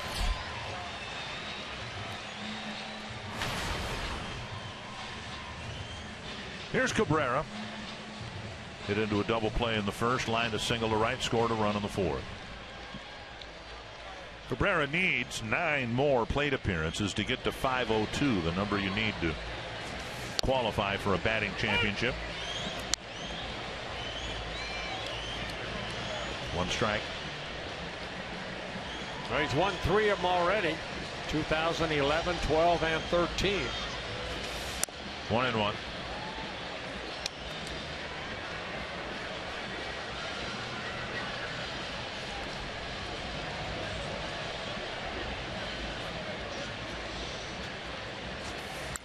There was a time. Remember in his last at bat, I said that he threw him a breaking ball. He's trying to throw fastball. I think right now he's throwing fastballs. Well, he's seen 3 fastballs, all at 93. Such a good hitter. He keeps those hands so still. Not a lot of movement. Fouled away. And another fastball. Well, 4 straight fastballs. Now what you can do, don't throw an 82-mile-an-hour breaking ball. You have to throw it, you know, in the mid-80s right here if you're going to throw a curveball, and it has to be down and away. Nobody on base, you can throw it in the dirt.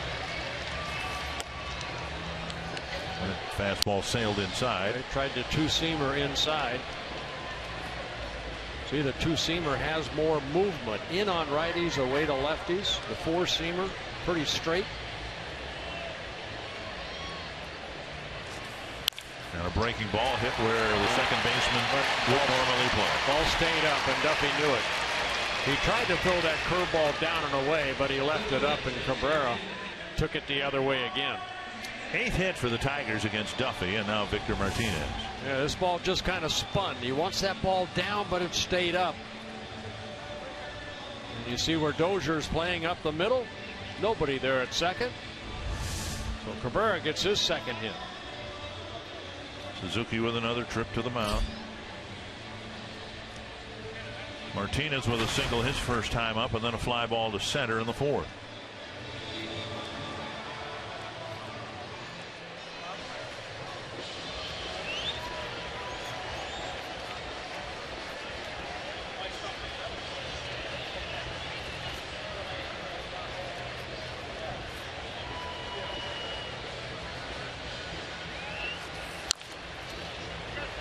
Chopper off of Martinez's foot or leg, 1 strike.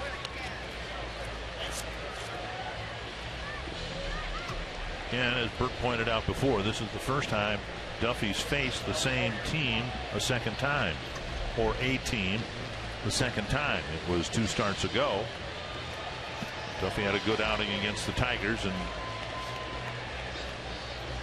ultimately, particularly within the division, you need to be able to get the same lineup out a second and a third time. Yeah, he just hasn't been as sharp here tonight than we've seen him. just missing a lot, falling behind an account. 91 pitches, 59 strikes. But still, even though he's given up 8 hits, most important thing, it's a tie ball game, 2-2.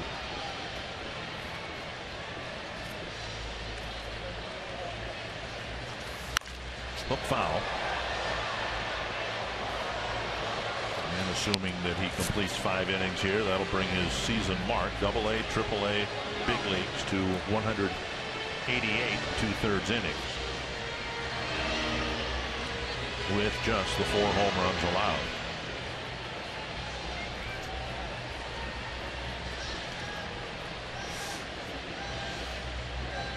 One and 2 to Victor Martinez. Houston beat Texas 9-7 this afternoon. 2-2. Well, he's had a 23 pitch inning, a 22 pitch inning. So far here in the 5th, 20.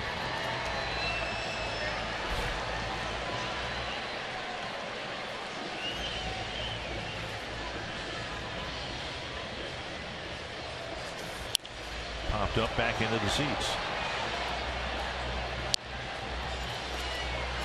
Mentioned that the Twins' team ERA is higher than the league average. The league average is 4.01. The team ERA coming into play today, 4.13. First-year pitching coach Neil Allen's done a good job.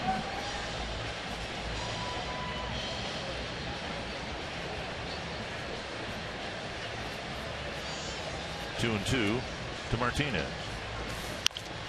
Down the line, foul.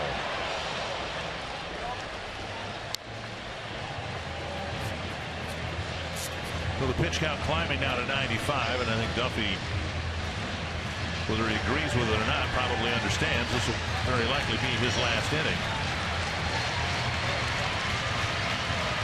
That's a shame that we are controlled by a pitch count.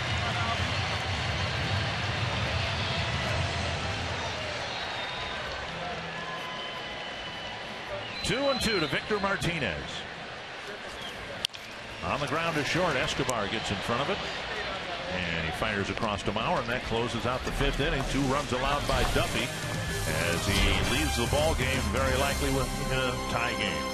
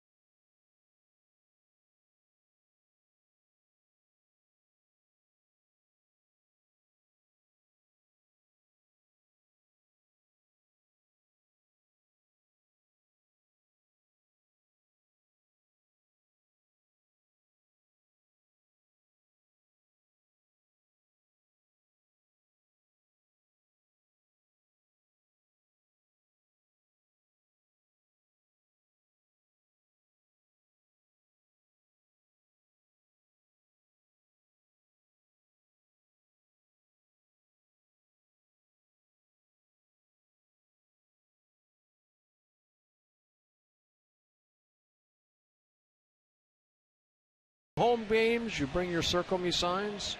You might get this right here. We'll find yourself in the Minnesota Lottery's winner circle, or you could win $100 worth of scratch-off tickets courtesy of the Minnesota Lottery. And very soon you will wrap up your 15th year, 14th year of circling people. When did it start? Was it 2002? Kansas City. 2002, wasn't it? In there, yeah.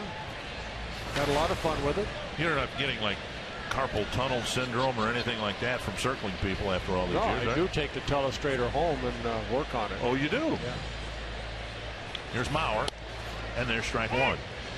Mauer singled in the first inning. All right, Twins need to put some runs on the board right this here. is a critically important game for the Twins, and it's tied here. Twins lost a game in the second half of the game last night. We'll see if they can win one tonight. Deep to the left field corner, but foul. Now you need some guys to step up right here offensively. Twins have 5 hits. First 3 batters each have 1. Last 2 batters each have 1. Middle of the lineup hasn't done much yet. 2 strikes to Mauer, the leadoff man in the 6th. Fly ball center field. Anthony goes. 1 away. And that'll bring up Sano. Wild Hockey returns October 10th. But we're getting ready for all the action with the Wild season preview presented by CenturyLink. Our panel of hockey experts takes an in-depth look at the upcoming season. Wild season preview is tonight after the game, only on Fox Sports North.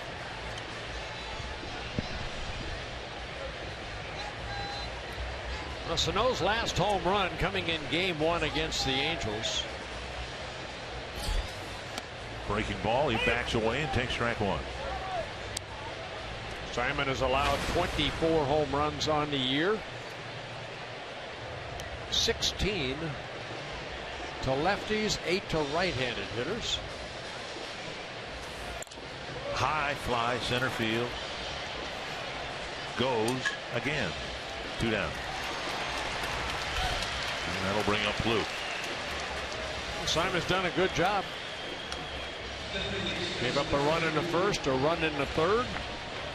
And his pitch count just 72. Plouffe bounced into a double play in the first and then went down swinging in the third.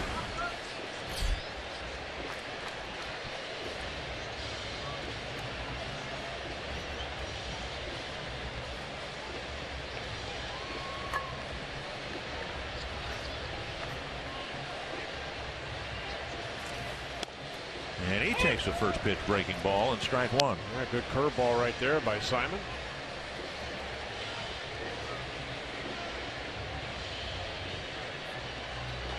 Don't see anybody warming up in the Twins bullpen. They may send Duffy out there for the 6th.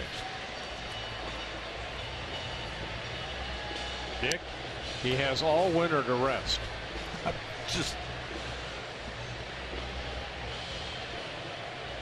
It's only a number. That's all. 1-1 to Plouffe. Swing and a miss, 1-2. Looks like he's ready to go. We'd like to have a 3-2 lead. Plouffe with 21 home runs. His last home run coming in game 2 of that doubleheader against the Angels. And up and in, 2-2.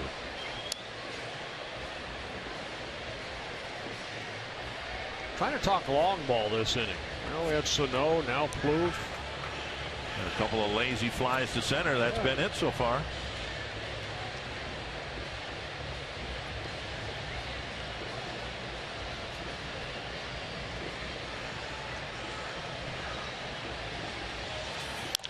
Hold behind the bag at third. Picked up by Castellanos. And he throws across to get Plouffe. Nice play. Nice play by the third baseman. 3 up, 3 down. The Twins are done on the top of the 6th.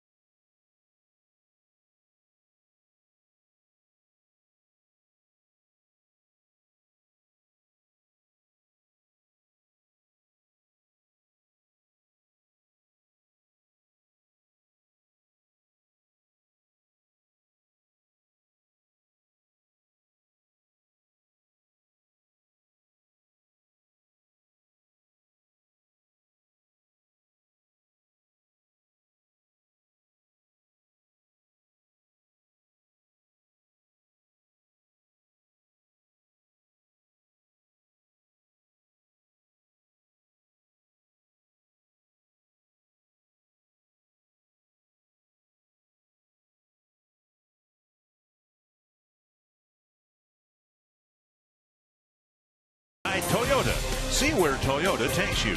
Test drive one at your Toyota dealer. Toyota, let's go places.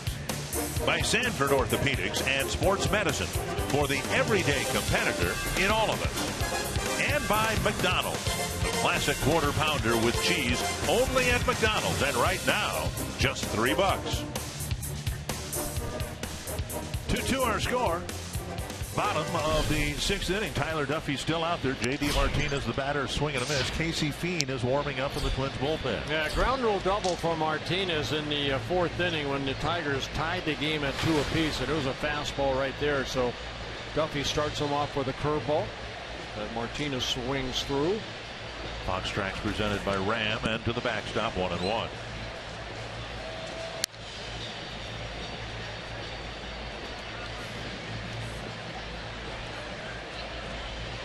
See, I could never be a pitching coach because I'd let these guys throw until the hitters tell you you're done. Swing and a miss. Then by the time I went out there, some of them would say, "What took you so long?" Well, I didn't think you were done. And your pitchers would be, easy to recognize in the off season. Their knuckles would be dragging on the ground, right? Come on. Huh? 200 innings is a benchmark in today's game. If you can have 3 or 4 guys, if you're lucky, to pitch 200 innings, my goodness, you got a gold mine. Twins won't have anybody. Maybe Gibson. Off the plate, 3-2.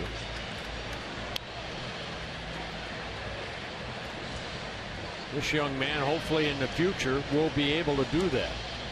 Again, just under 150 innings last year. And he's walked the leadoff man here in the 6th. First walk of the ball game for Tyler Duffy.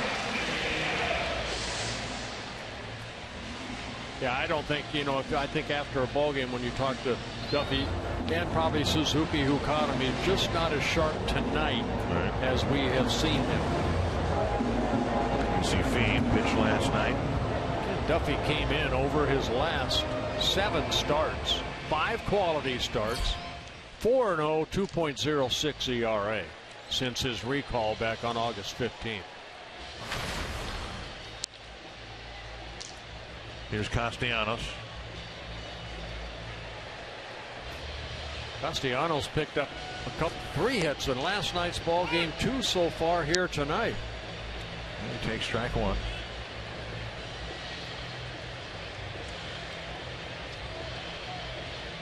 In 1971, the Tigers had a left-hander named Mickey Lolich, and he threw 376 innings.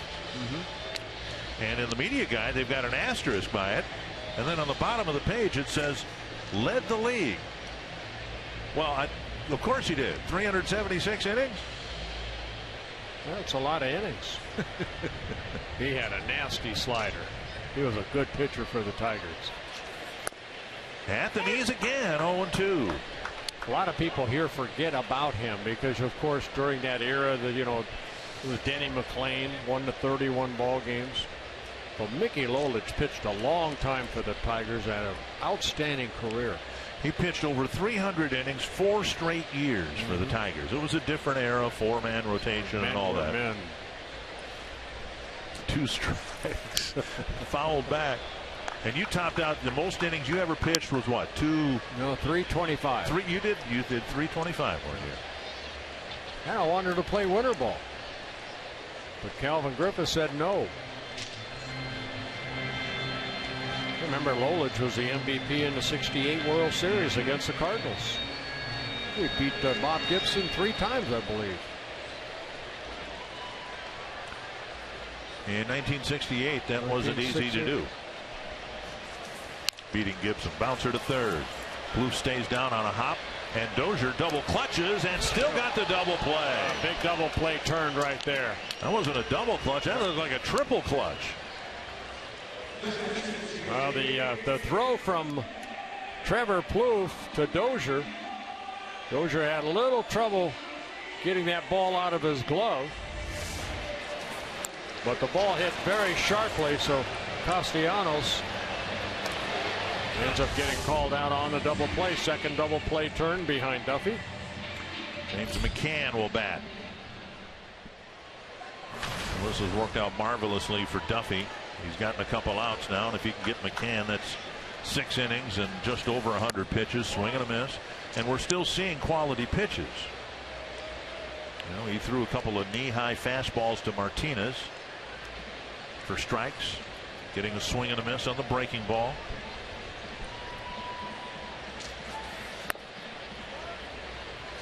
That's a good breaking ball. He'd like to have a couple of them back, I think. Well, the one to Castellanos that hung there. Yep. 2 strikes to McCann. Drove in a run with a single his last time up. 1-2.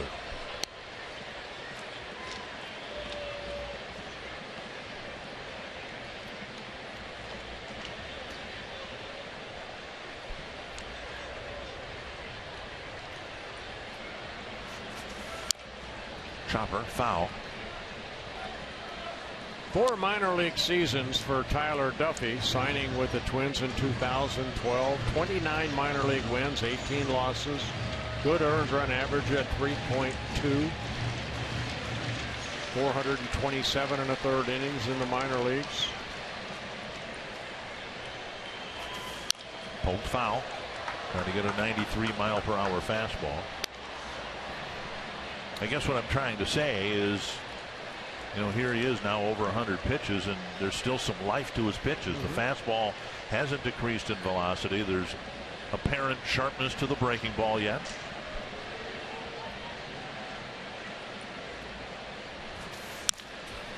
Mauer catches the line drive, and Duffy completes the 6th inning. Faces just 3 batters, and we head to the 7th, tied at 2. Now get him.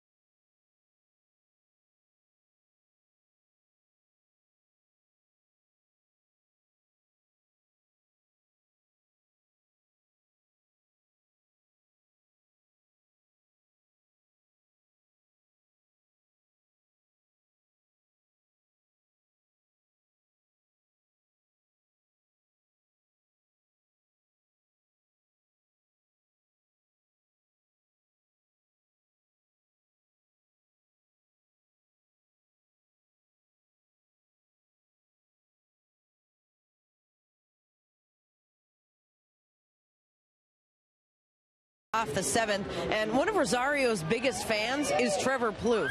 Today Trevor told me that for a young guy, Rosario just doesn't get phased, and it's so cool to see. He said he has a demeanor that usually takes a while to acquire. He doesn't care about what happened the night before or even the at-bat before. Trevor said that attitude mixed with his raw talent, he is going to be a special player for a lot of years to come. Dick and Bert, that is pretty high praise from Trevor Plouffe to Eddie Rosario. Absolutely, and we thank you, Marnie. It'll be Rosario leading off the 7th, then Hunter and Hicks. Rosario with a ground ball and a fly ball so far in the game tonight.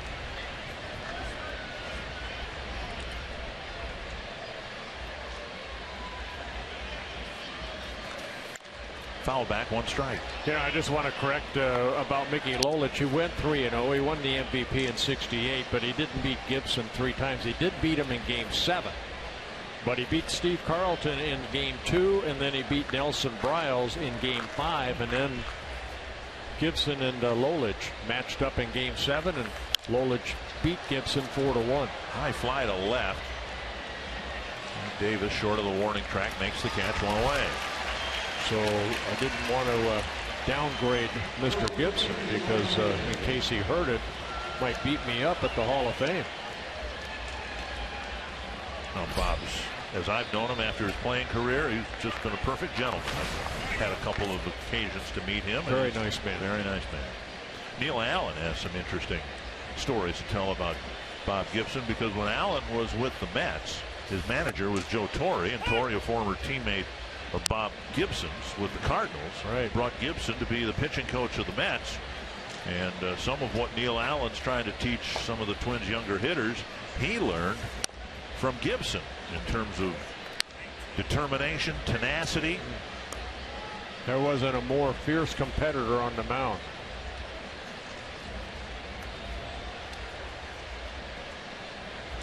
One and one to Hunter.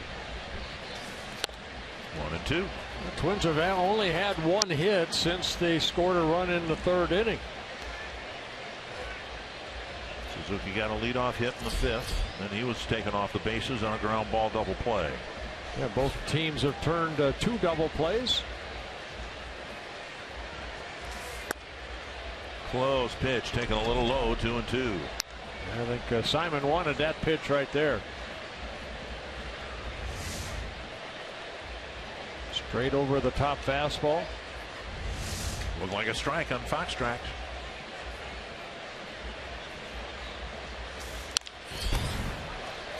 Foul just over the tarp. Simon's really been healthy free throughout his career. He did have elbow surgery back in 2009, but the last 4 or 5 years, very, very healthy. Big man, 6'6", about 265. They list him in the media guide. And now 3-2.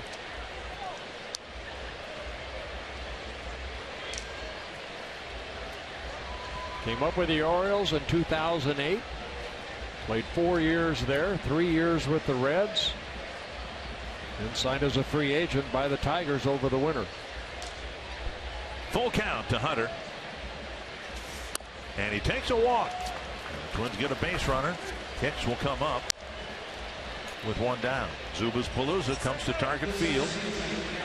A special offer includes a reserve seat for the game Friday, October 2nd. The Twins taking on the Royals. And your very own limited edition Minnesota Twins Zubas pants.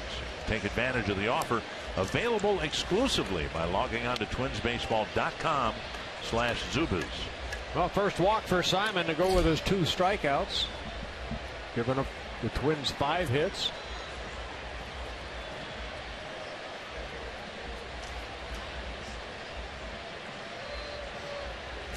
Hicks takes ball 1, and McCann throws the ball back to Simon and then follows the ball to the mound.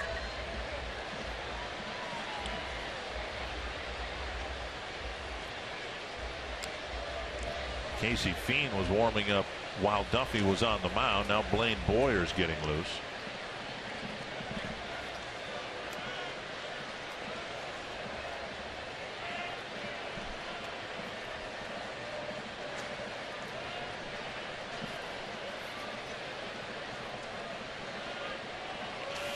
Hicks with a base hit to right. Hunter to second, and he'll hold up there.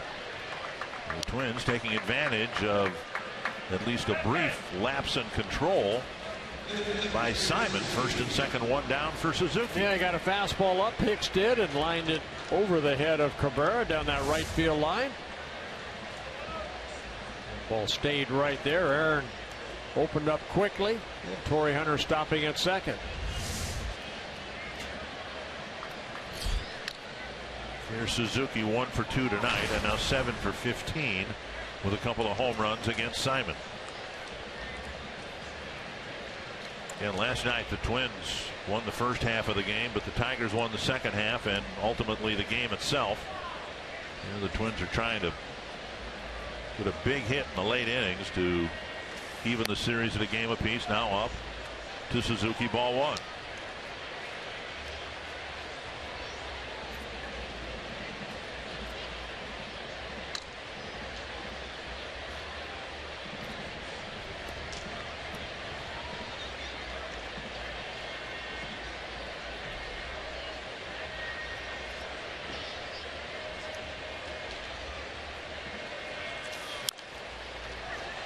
Fouled off a foot. 1-1. Now at 90 pitches, the Tigers start to get Buck Farmer loose.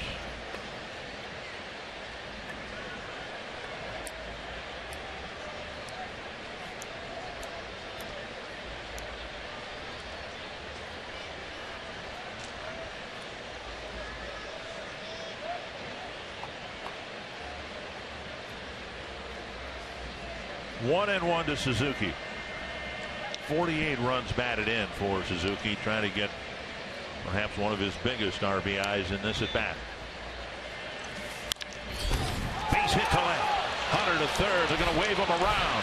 Davis comes up throwing, and the throw is offline, and Suzuki drives in a big run, his 49th of the year. And again, another good at bat against Simon. So Kurt Suzuki gets a big base hit, and Torrey Hunter hustling from second base. And the throw on the foul side toward McCann at home. Gene Glenn sending him right there. And the Twins take a 3-2 lead. Jeff so Jones, big RBI for Suzuki. You know, we all know Torrey Hunter doesn't run as well as he did 15 years ago with the Twins. Who would? But he keeps himself in such great shape and is able to do that, score from second on a short single to left. There aren't many 40-year-old players who are around who would be sent on that ball. And Gene Glenn, I don't think, thought twice about it. Torrey, with a good break from second base, is able to put the Twins back in front. That leadoff walk to Torrey gives Suzuki a chance to drive him in, and he did. And now Escobar. Triple and a run scored in the third. Hit the ball hard, a smash fielded by Cabrera, and Escobar reached on a fielder's choice in the fifth.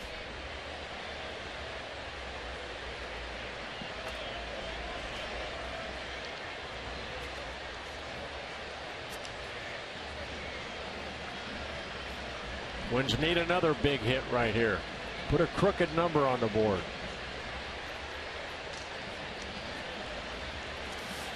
Inside, ball one.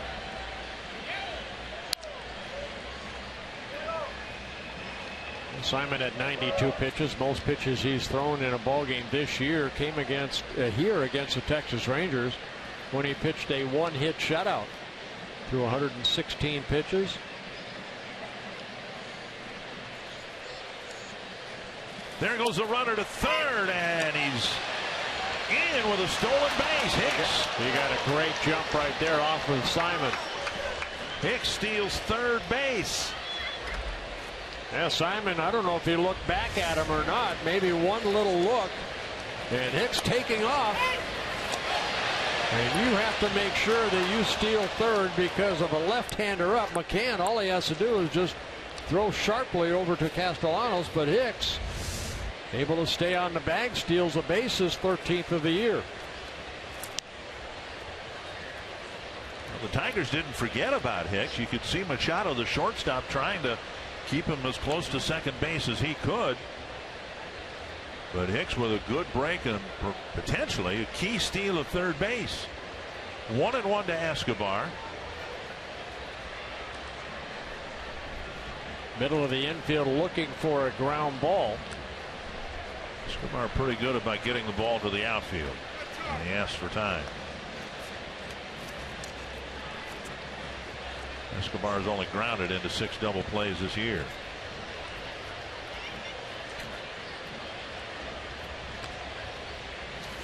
Swing and a miss, 1-2.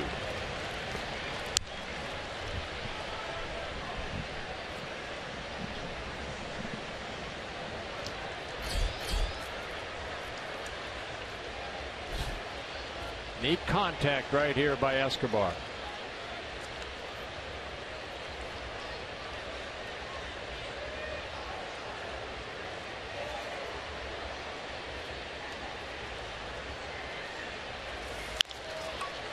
To Cabrera, firing to second, and Escobar beat it out. For the second time, Escobar hitting it right to Cabrera, and for the second time, busting it down the line to stay out of a double play. You can't turn a double play quicker than that. Aaron Hicks had to hold up because he didn't know if Cabrera was going to throw home or not. But Escobar and his speed stayed out of the double play. One hopper, Cabrera. Good feed over to Machado, and a relay throw. Escobar stayed out of that double play. Twins do put a crooked number up and take a 4-2 lead. Now the Twins might challenge the out at second base. They're looking to see where Machado fielded the throw, and now they'll say play on. Cabrera's throw wasn't directly on the bag, and it forced Machado toward coming off the bag, but apparently the Twins will not challenge. And here is Dozier, 2 runs in, and the steal of third by Hicks turns into being an awful big stolen base.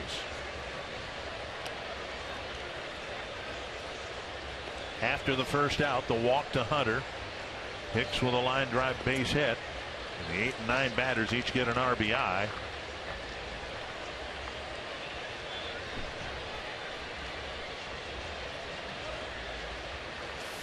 Dozier pulls it foul wide of third. Back to our trivia question. Brought to you by carsoup.com. Who was the last Twin to record back-to-back 100-run seasons? It's got to be Mr. Knobloch? I would think so. 140 runs in 96. Wow. That's the team record.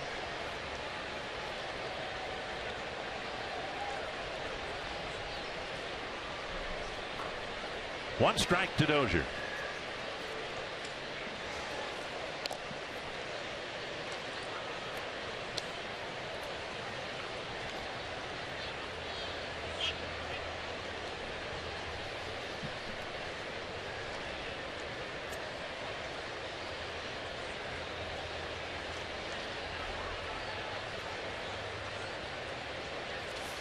Popped up near first base.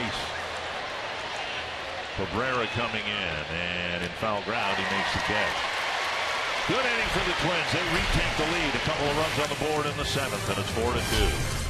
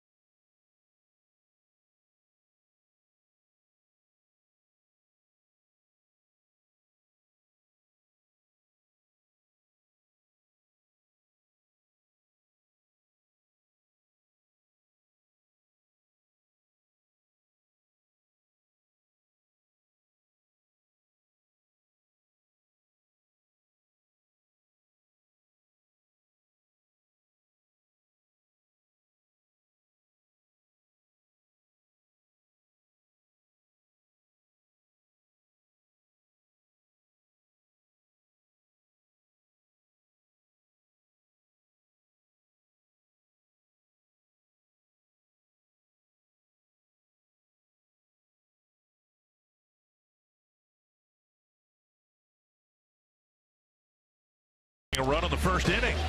Yeah, Miguel Sano, he picked up an RBI on the air by Machado at short. And then the Twins added another run in the third, but the Tigers came back with 4 hits in the 4th off of Tyler Duffy and tied it at 2 apiece.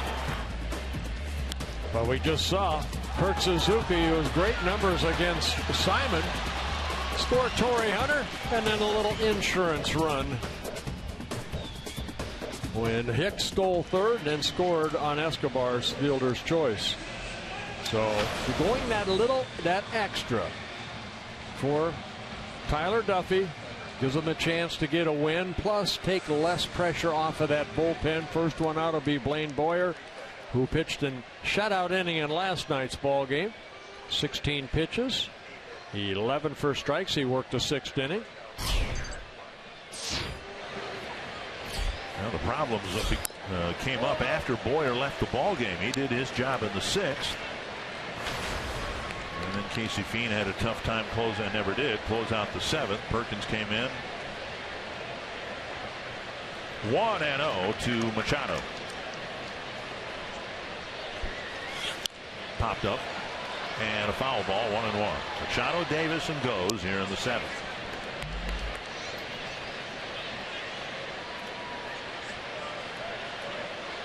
And the magnitude of the game. Houston has won already. They lost last night. Twins would need to win to stay.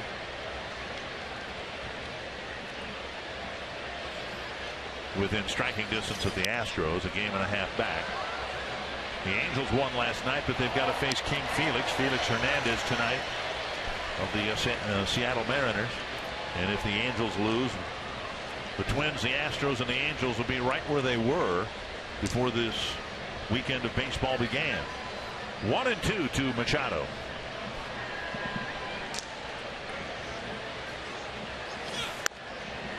2-2. That's why last night's ball game, you just look 24 hours, you'd see that Mike Pelfrey, if he could have gotten a better performance in that 5th inning, he would have went out for the 6th like Duffy did. And then that again takes less pressure off of that bullpen. Foul back. Now, one thing tonight is different. For the first time in about a week, Trevor May very likely will be available. Paul Molitor said that for the first time in a week, roughly, May might be counted on to pitch. Pretty much not been available for a week. And it's a tough situation should we get there, with Boyer hopefully pitching a clean 7th. 2-2. Just off the outside edge. Yep. He called him out. Yeah, he took a little bit longer, Jim Reynolds, but he did bring that right arm up. So a pitch, and watch Jim Reynolds, a home umpire, looking, and then he calls him out. So 1 down, and that'll bring up Davis.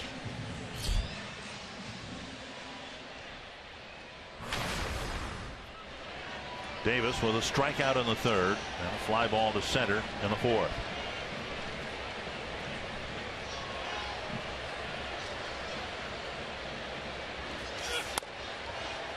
And there's strike 1. And Boyer painting that corner outside.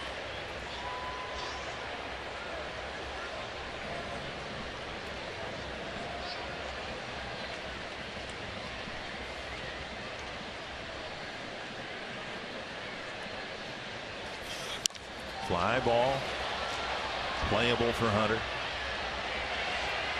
2 down. And that'll bring up goes. We promised it to you earlier in the game, and we've selected the Data Strong Fan photo of the game. Tweet your strongest fan photo to North Data Strong Fan for a chance to be featured in an upcoming broadcast. Brought to you by T-Mobile. And our thanks to Zoe. Took a picture with you. You remember taking a picture with Zoe? Sure do. It was at Target Field. 2 down, and here's goes.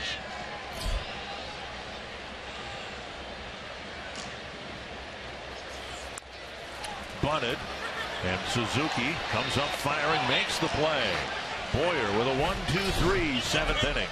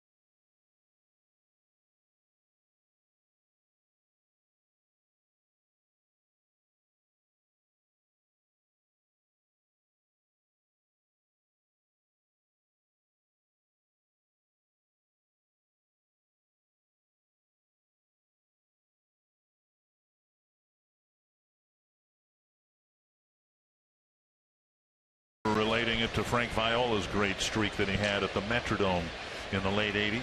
What was that? Jose Fernandez of the Miami Marlins is what, 17-0, I believe, at home. Joe Mauer will lead off the 8th. Simon still out there. Simon, 98 pitches. That leadoff walk, or a one-out walk to Torrey Hunter, ended up hurting him last inning. A bullet up the middle. Mauer has his second hit. That'll bring up Sano with a man aboard. Now a breaking ball stayed up right there, and Joe lined it right back up the middle. You can establish 2015 postseason priority by buying next year's season tickets. Don't miss an inning of postseason play and experience exclusive sweet spot benefits like 10% off food and beverage at Target Field. For more info or to place a deposit, call 612-375-7454 or visit twinsbaseball.com/season tickets today. Here is Sano. Drove in a run with a ground ball, reached on an error in the first, singled in the third, hit a fly ball to center in the 6th. And he takes outside, ball 1.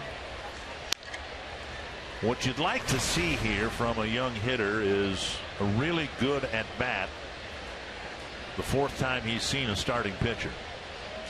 There hasn't been anything wrong with the first 3 at bats, but you'd like Sano to have a plan and to be able to execute it here in a key at bat in the 8th inning.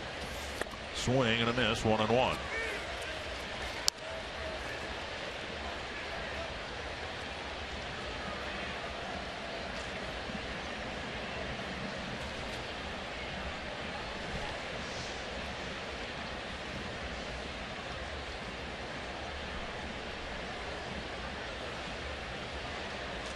Hits are even at 8 apiece.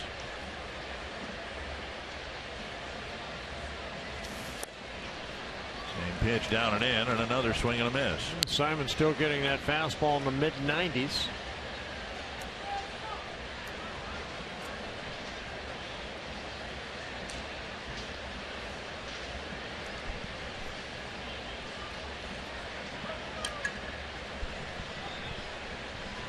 Good breeze blowing in from left field, but if he hits it, it won't matter. 94 again, near that inside corner, taken for ball 2.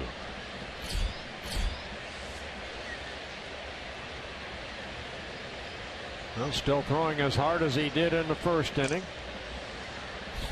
Big, strong kid. And there's a younger, strong kid in Sano. Yes. Checked his swing, 3-2. Plouffe on deck. Sano, of course, very strikeout prone. Very little chance that Mauer would take off here, I would think.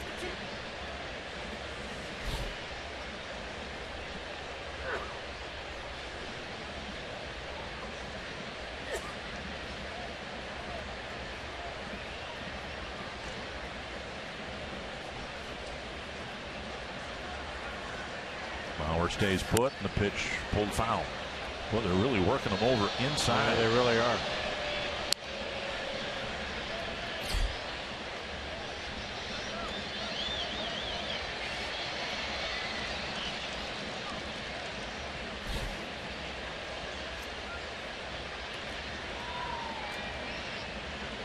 Full count to Sano. He's seen a lot of fastballs, and they've all been on or near the inside corner.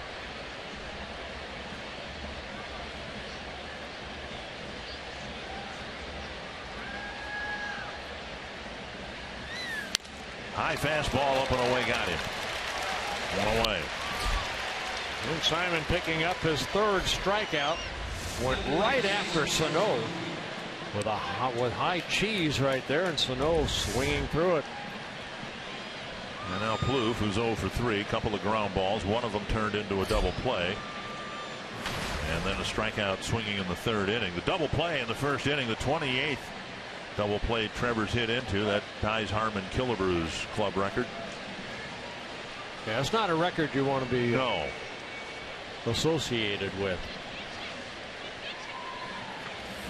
Pop foul, 1 strike. Even though, you can say, hey, I tied Harmon. Yeah. Trevor May getting loose for what we anticipate will be an 8th inning appearance. And dealing with back spasms. 1 strike to Plouffe.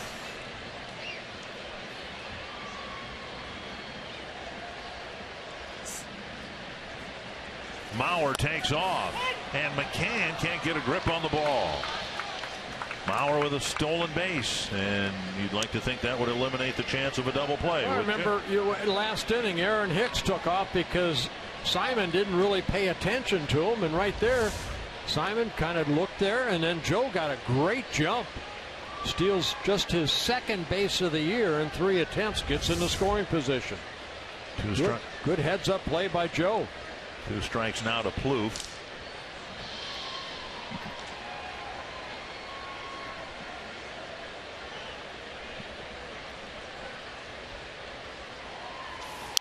Pop foul and out of play. Well, we've seen Simon just here in his 8th inning rely on his fastball. Fastball clocked here at 95.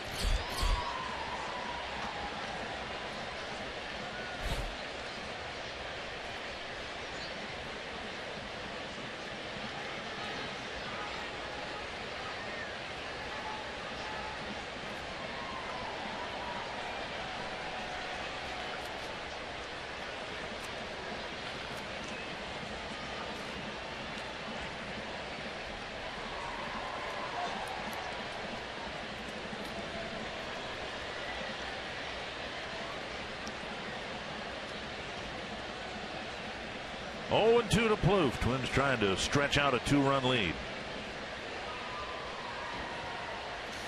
Swing and a miss. 2 down. Simon picks up his 2nd straight strikeout, his 4th of the ball game. Frustrating night for Trevor at the plate. A couple of strikeouts and another double play. Almost the same pitch that struck out Sano, that high fastball, that high cheese. Well, the Twins, who have not gotten a 2-out hit yet in the ball game, will try to get one here from Eddie Rosario. Rosario 0 for 3. He's put the ball in play 3 times, a grounder to second and a couple of flies to left.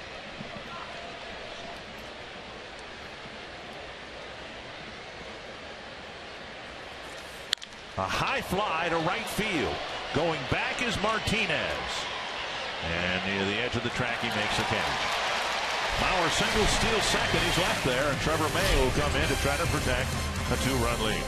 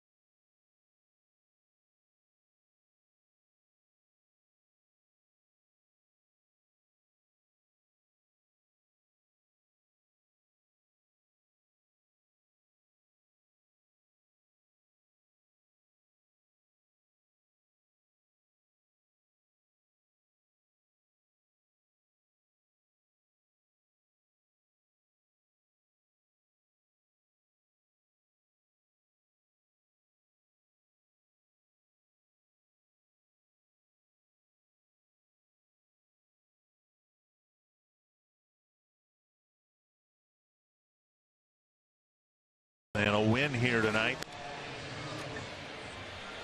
And Trevor May, who's been sidelined with some back issues, had a bullpen session yesterday and didn't go the greatest, but he declared himself ready to go tonight. Paul Molitor said, you know, it's not ideal. He hasn't pitched for a week, but we need somebody to get outs in the 8th inning, and the pickings are a little slim these days.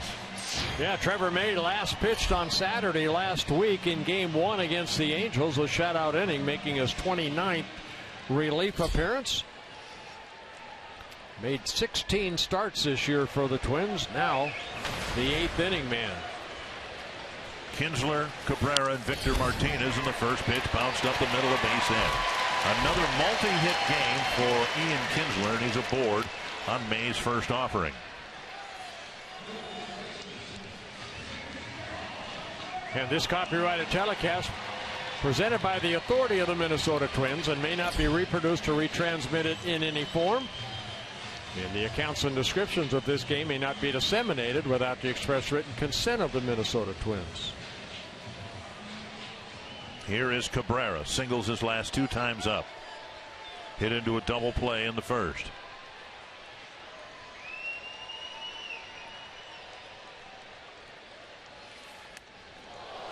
And a fastball that tailed up and in against Cabrera, ball 1. And May just trying to overthrow the fastball there. And Cabrera getting out of the way. And you mentioned Ian Kinsler's another multi-hit game. That's 60 on the year. Glenn Perkins probably not available tonight. So the Twins trying to get 3 outs from May and then ideally 3 outs from Jepson.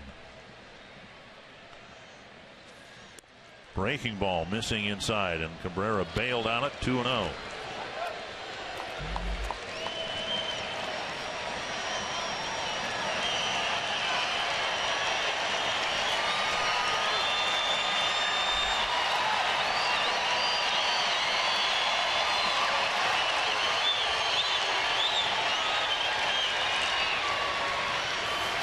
Swing and a miss.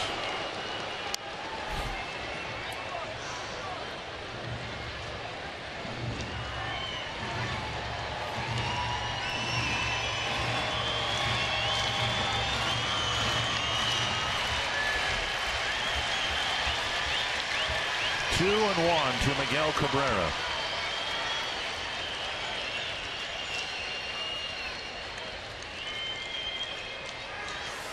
Swing and a miss.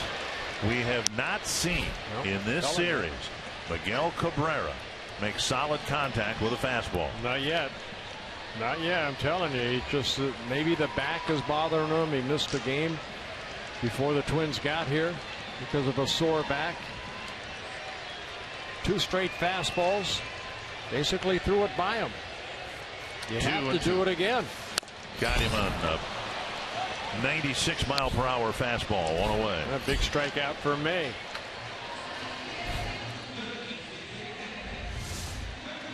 Just rearing back and overpowering Cabrera. Fox Tracks presented by Carrier.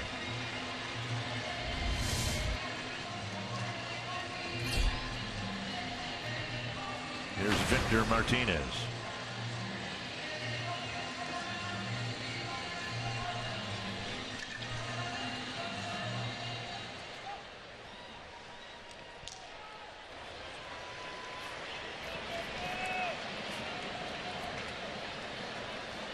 Martinez, 1 for 3, singled his first time up. Got a ground ball to short in the 5th.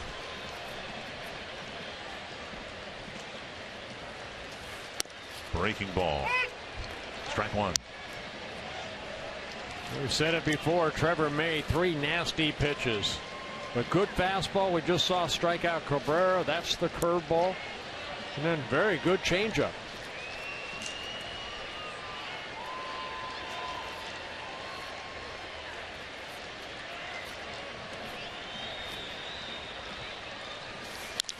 Up the middle and through for a base hit. Kinsler slides, he falls down, Hicks throws behind him, and he's safe.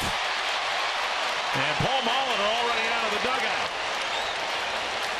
Well, it sure looked like he got that right hand on the bag before Dozier tagged him on the chest. Take a look right here. Kinsler just kind of rounded the bag sharply, but then slipped right there. And a little short hop. And Dozier almost had the ball roll out of his glove. And you can see right there, Kinsler slid into his foot and then eventually got his hand on the bag. And Dozier immediately looked into the dugout, wanting the Twins to challenge. You see a little short hop right there, the ball at the edge of his glove, but still in the glove. And the tag made right there.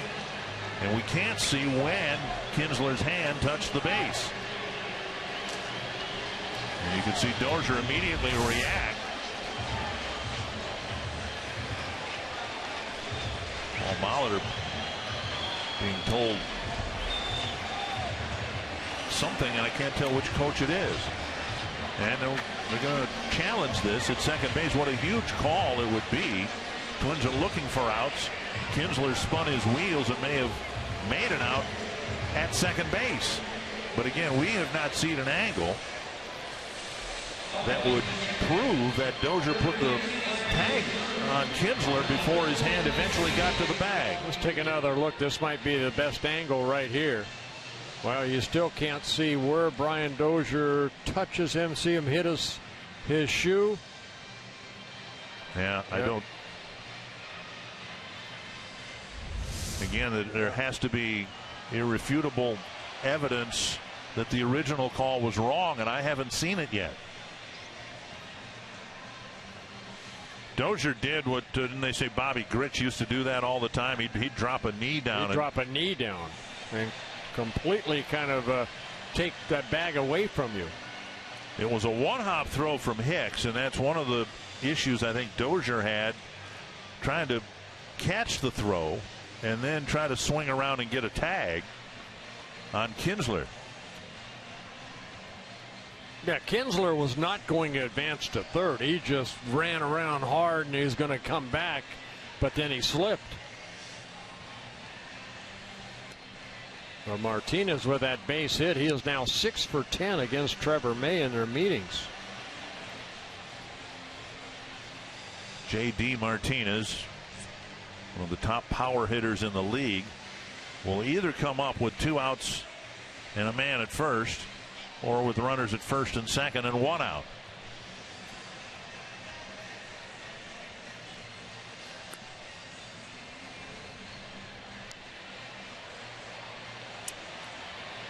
Well, they're showing it back on the big screen, and I really think that Kinsler got that right hand on the bag before Brian touched him on the chest. Yeah, I haven't seen a replay that proves otherwise. Yeah.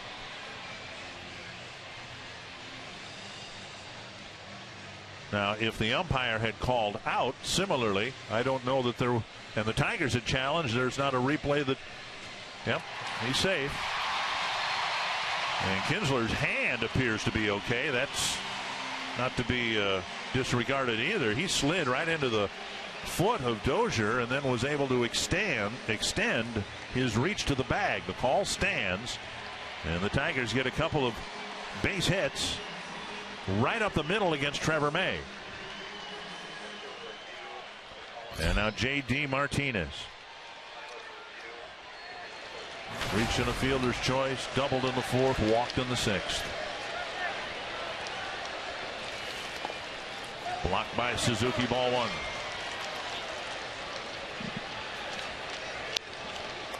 And J.D. Martinez, 2 hits and 8 at-bats against Trevor May. Trevor has struck him out once.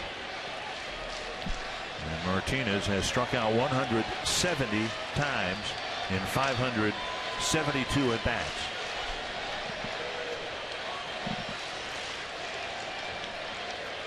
One and 0 to J.D. Martinez.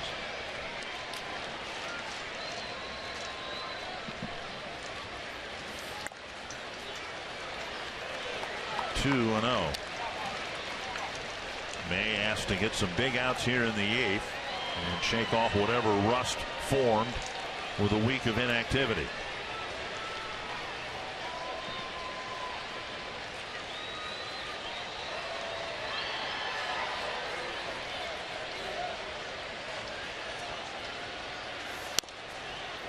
On the outside corner at 94. May struck out Cabrera with a 96-mile-per-hour fastball.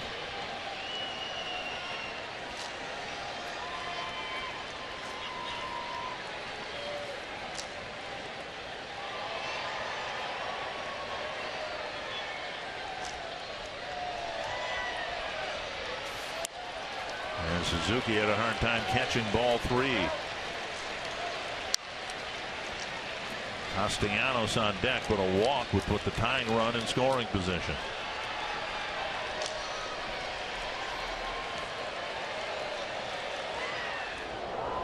Jepson up along with Tonkin.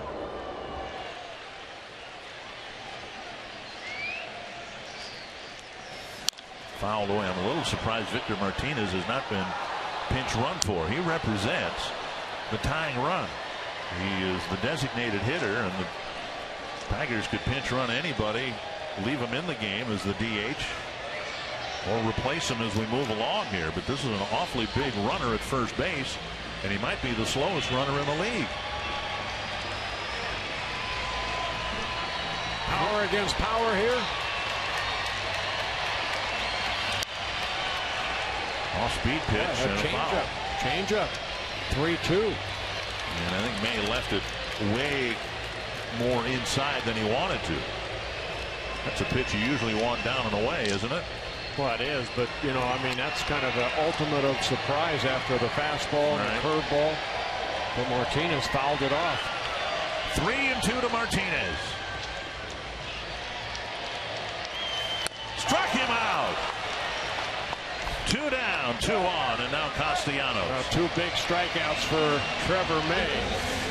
This rears back and just threw it past. Maybe the changeup set this up, but what a good fastball right there. And now Castellanos got 5 hits in the series. He hit into a double play his last time up.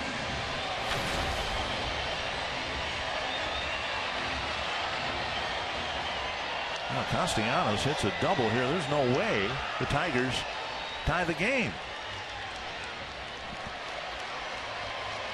I hope he doesn't hit a double.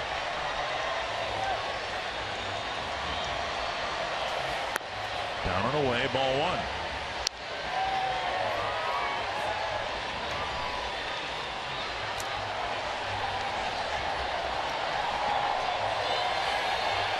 Tigers announcing today that Brad Ausmus will come back and manage the team next year.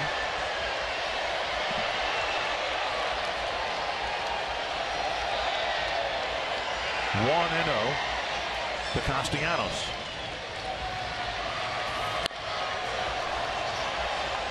One and 1.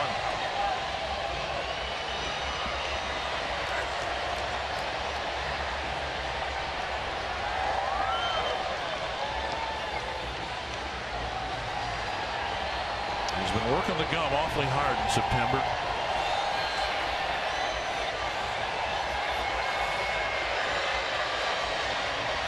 One and 1 to the Tiger third baseman.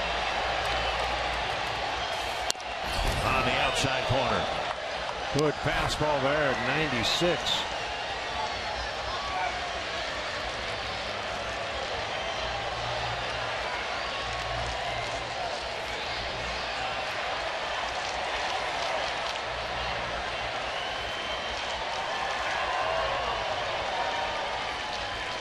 Castellanos has struck out 148 times in 522 plate appearances. 1 and 2 made to Castellanos. Drilled foul.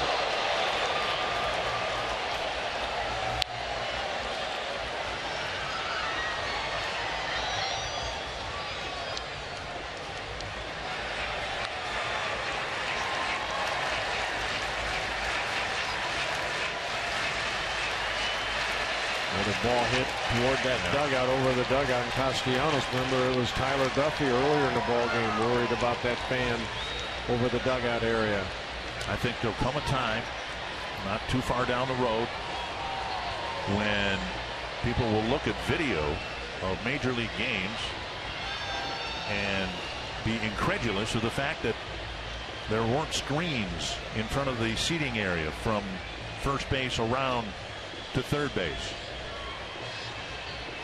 Been some very frightening incidents this year. You can see a lot of the fans are concerned. Yep. All these ballparks are so close to the playing field. And the game stopping here because of a feared serious injury to a spectator.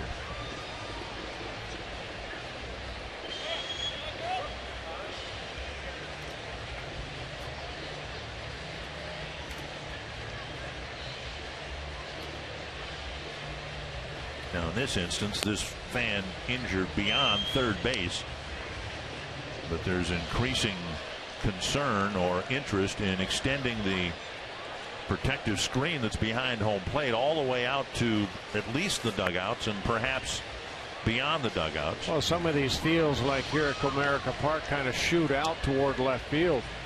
You know, Fenway Park is one that, I mean, right past the dugout there, it just shoots out toward the Green Monster. Such a dangerous place to sit. And finally, we're going to try to resume play, and everyone's thoughts are surrounding the fan who apparently got hit. Like a young lady. 1-2 to Castellanos. First and second. Martinez the tying run at first.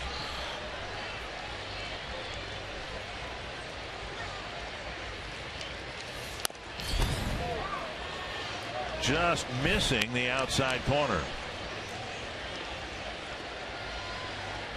And how close was it? Looked like another good fastball here. Just off the plate. 2-2. Well, you want something to happen here on 2-2 because of the lack of speed at first base. On 3-2, Martinez would be off. Now it's 3-2 as he missed with a 96-mile-per-hour fastball.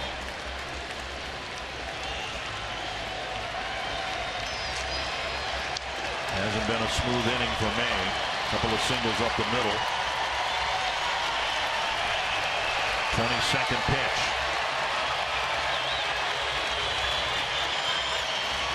Trying to end the 8th inning.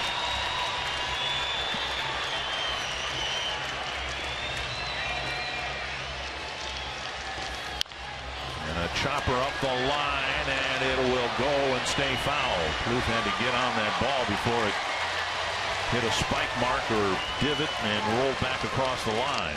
Well, and the second time, and he threw that changeup on a 3-2 pitch to J.D. Martinez, and he came back with a changeup right there to Castellanos. I said Trevor May has 3 pitches that he has confidence in.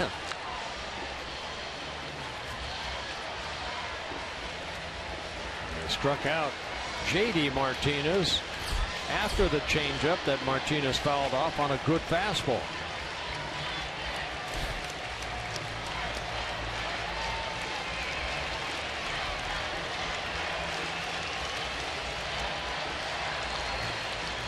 Another 3-2 to Castellanos. Driven to right. Hunter there. Inning over. And Trevor May pitches not a clean 8th inning, but a scoreless 8th inning. And it's still 4-2.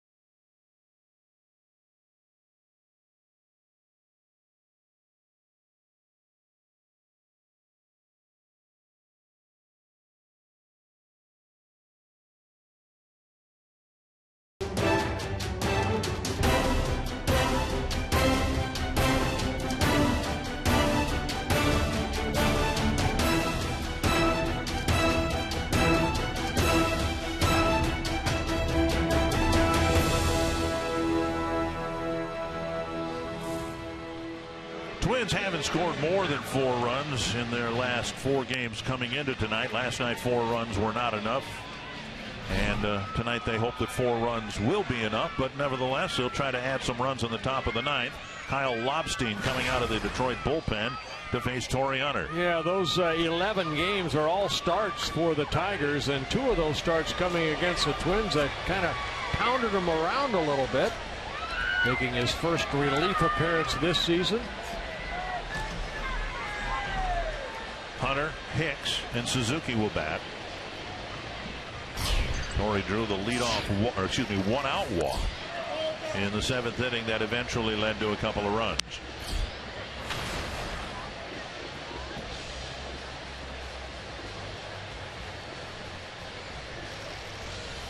Swing and a miss, 1-1.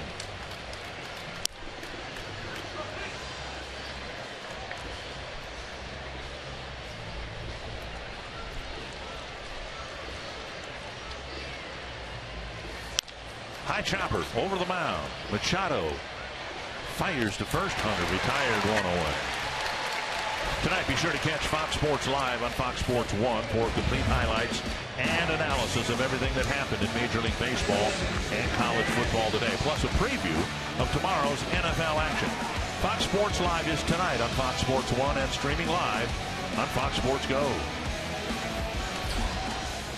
Here's Hicks. Hicks got the base hit.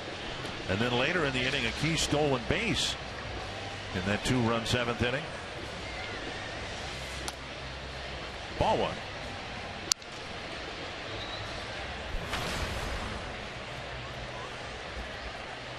Aaron now hitting as a right-handed hitter, where he's hitting .302.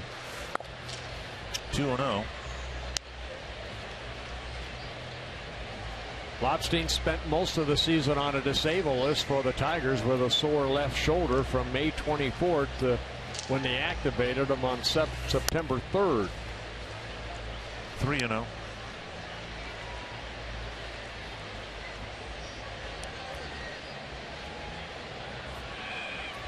Hicks with an on-base plus slugging percentage of just under .900 as a right-handed batter. Very good.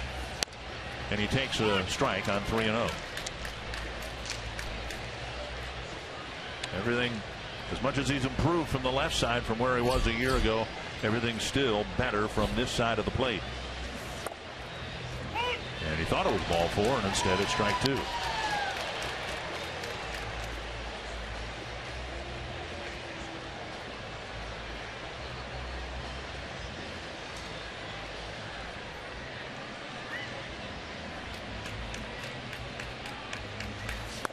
Got him on a changeup.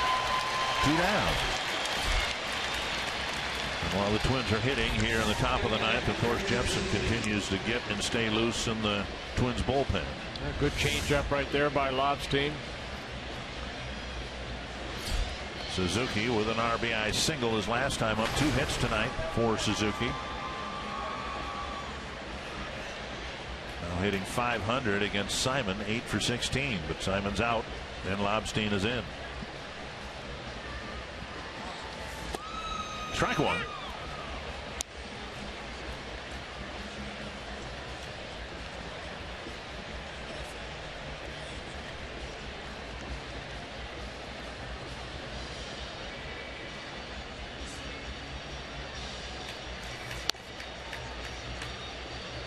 One and one.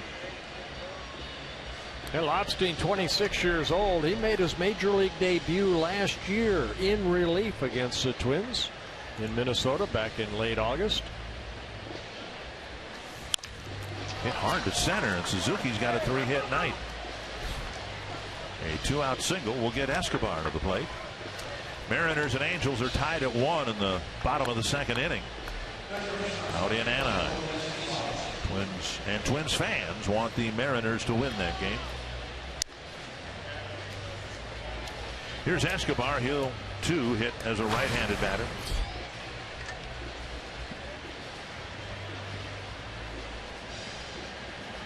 Pretty even splits for Escobar, right-handed, left-handed. Yeah, both of them in the 260s. Power from both sides. 11 home runs, 6 as a right-handed hitter, 5 as a left-handed hitter. Strike one.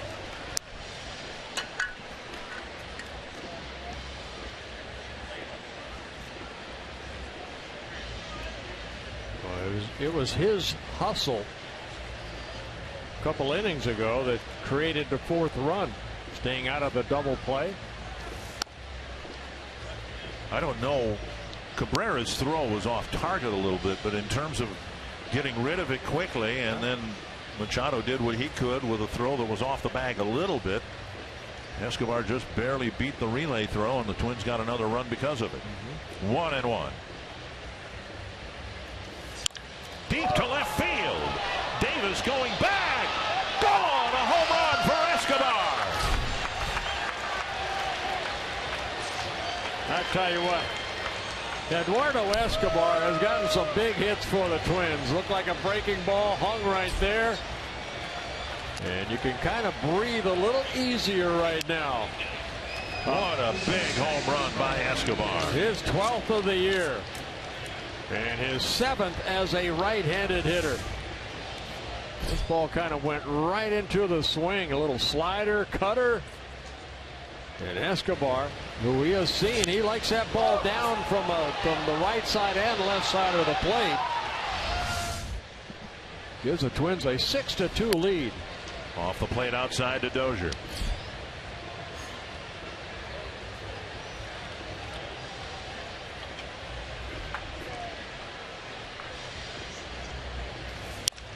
Pulled to third. Castellanos fires across. Dozier retired. The Twins get a 2-out single by Suzuki. And then a 2-out home run by Escobar. And they lead at 6-2 to the bottom of the inning.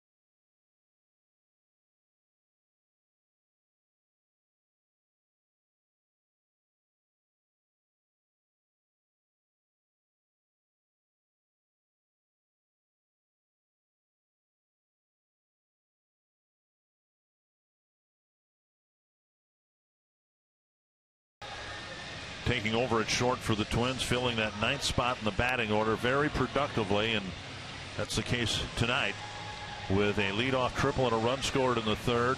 Stayed out of a double play when a run scored in the 7th, a 2-run home run. Kevin Jepson warmed up, so not a save opportunity, but he'll get the 9th anyway. Yeah, maybe it's not a save opportunity, but it is a save opportunity. Jepson hopefully can retire the Tigers here, and the Twins can do what Houston did, and that's to win a ball game here today. Jepson making his 26th relief appearance as a Twin. He had 46 of them with the Rays. Twins have Byron Buxton out there now in center field, with Hicks moving over to right. Jepson will pitch to the bottom 3rd of the Tiger lineup. It'll be McCann, and then Collins will pinch hit for Machado. And the 3rd scheduled hitter is Rajai Davis. A couple of catchers talking things over with one another.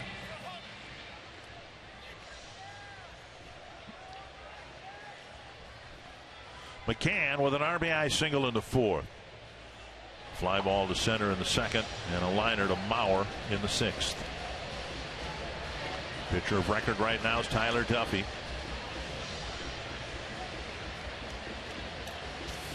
Twins bullpen had a tough night last night, but Blaine Boyer with a good 7th inning. Trevor May, first game in a week, got through the 8th, and now it's Jepson's turn. Well, I tip my hat to Neil Allen and Paul Molitor for letting Duffy go out there after 96 pitches after 5. He ended up throwing 112, but he took 1 inning off of that bullpen. 1-1 to McCann.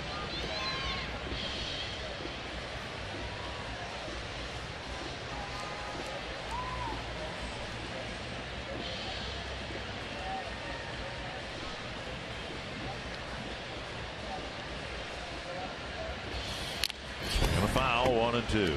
Yeah, Jepson last pitched on Tuesday against the Indians when he picked up his 13th save, his 8th as a Twin in that 3-1 win.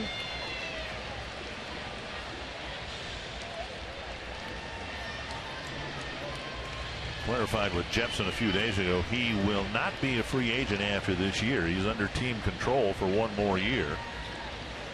And as well as he's pitched for the Twins in a couple of different capacities, you can expect him to be part of the Twins bullpen next year.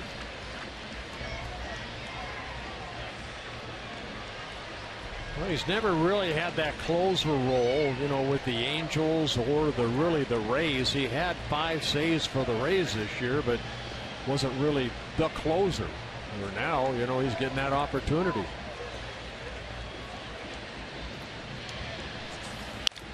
Bouncer right side. Dozier scoops to Mauer, 1 away. Time now for What's Next, brought to you by CenturyLink. Irvin Santana going for the Twins, and veteran Randy Wolf will go for the Tigers. He's left-handed. He doesn't throw hard. And the Tigers all but brought him out of retirement to fill out their rotation here. Yeah, he was down in Toronto in AAA. He's putting up some good numbers, and then the Tigers purchased him, where Irvin Santana has been pitching lights out. Hopefully he'll continue that tomorrow afternoon. There's Santana. He'll take the ball for the Twins. Tyler Collins comes in to hit for Dixon Machado. Fly ball left center field, fairly deep.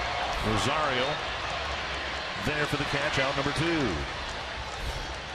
No off days for the Twins, so yeah, paramount importance. Jepson closing things down here, but it will help him and the Twins if he can get through this game without throwing 20-some pitches like Trevor May did. If he can get Davis here and 10 or fewer pitches, it's less wear and tear in the final week of September. Leading the American League in appearances, now with 72 on the season.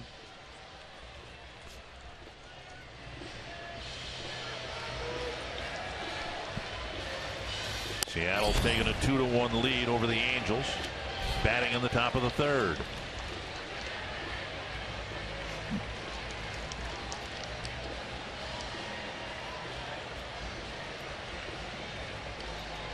One and 0 to Davis. Base hit to right. Hicks sends it back to the infield. Davis's first hit tonight, and that'll bring up Anthony Goes. Yeah, fastball away. Davis just went that way with it.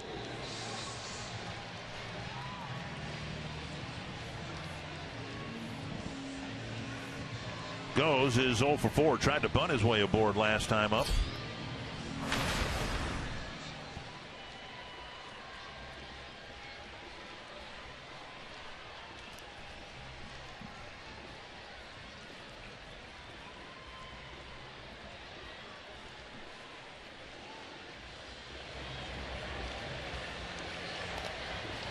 Davis goes. Twins don't care. Goes, taps it foul. He'll come back to first. Up by 4 runs. Twins will let Davis go to second, third, and even come home if he'd like. The focus second and third is okay. The focus on the batter. If Jepson gets Goes, the game is over.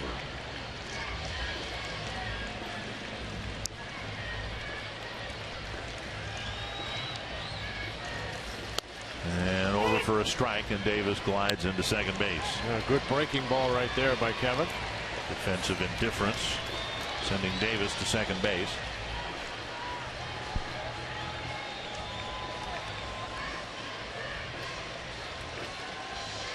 Oh, 2 to goes. 11th pitch from Jepsen. Got him with a high fastball, and the Twins even the series at a game apiece. Well, big win for the Twins here tonight.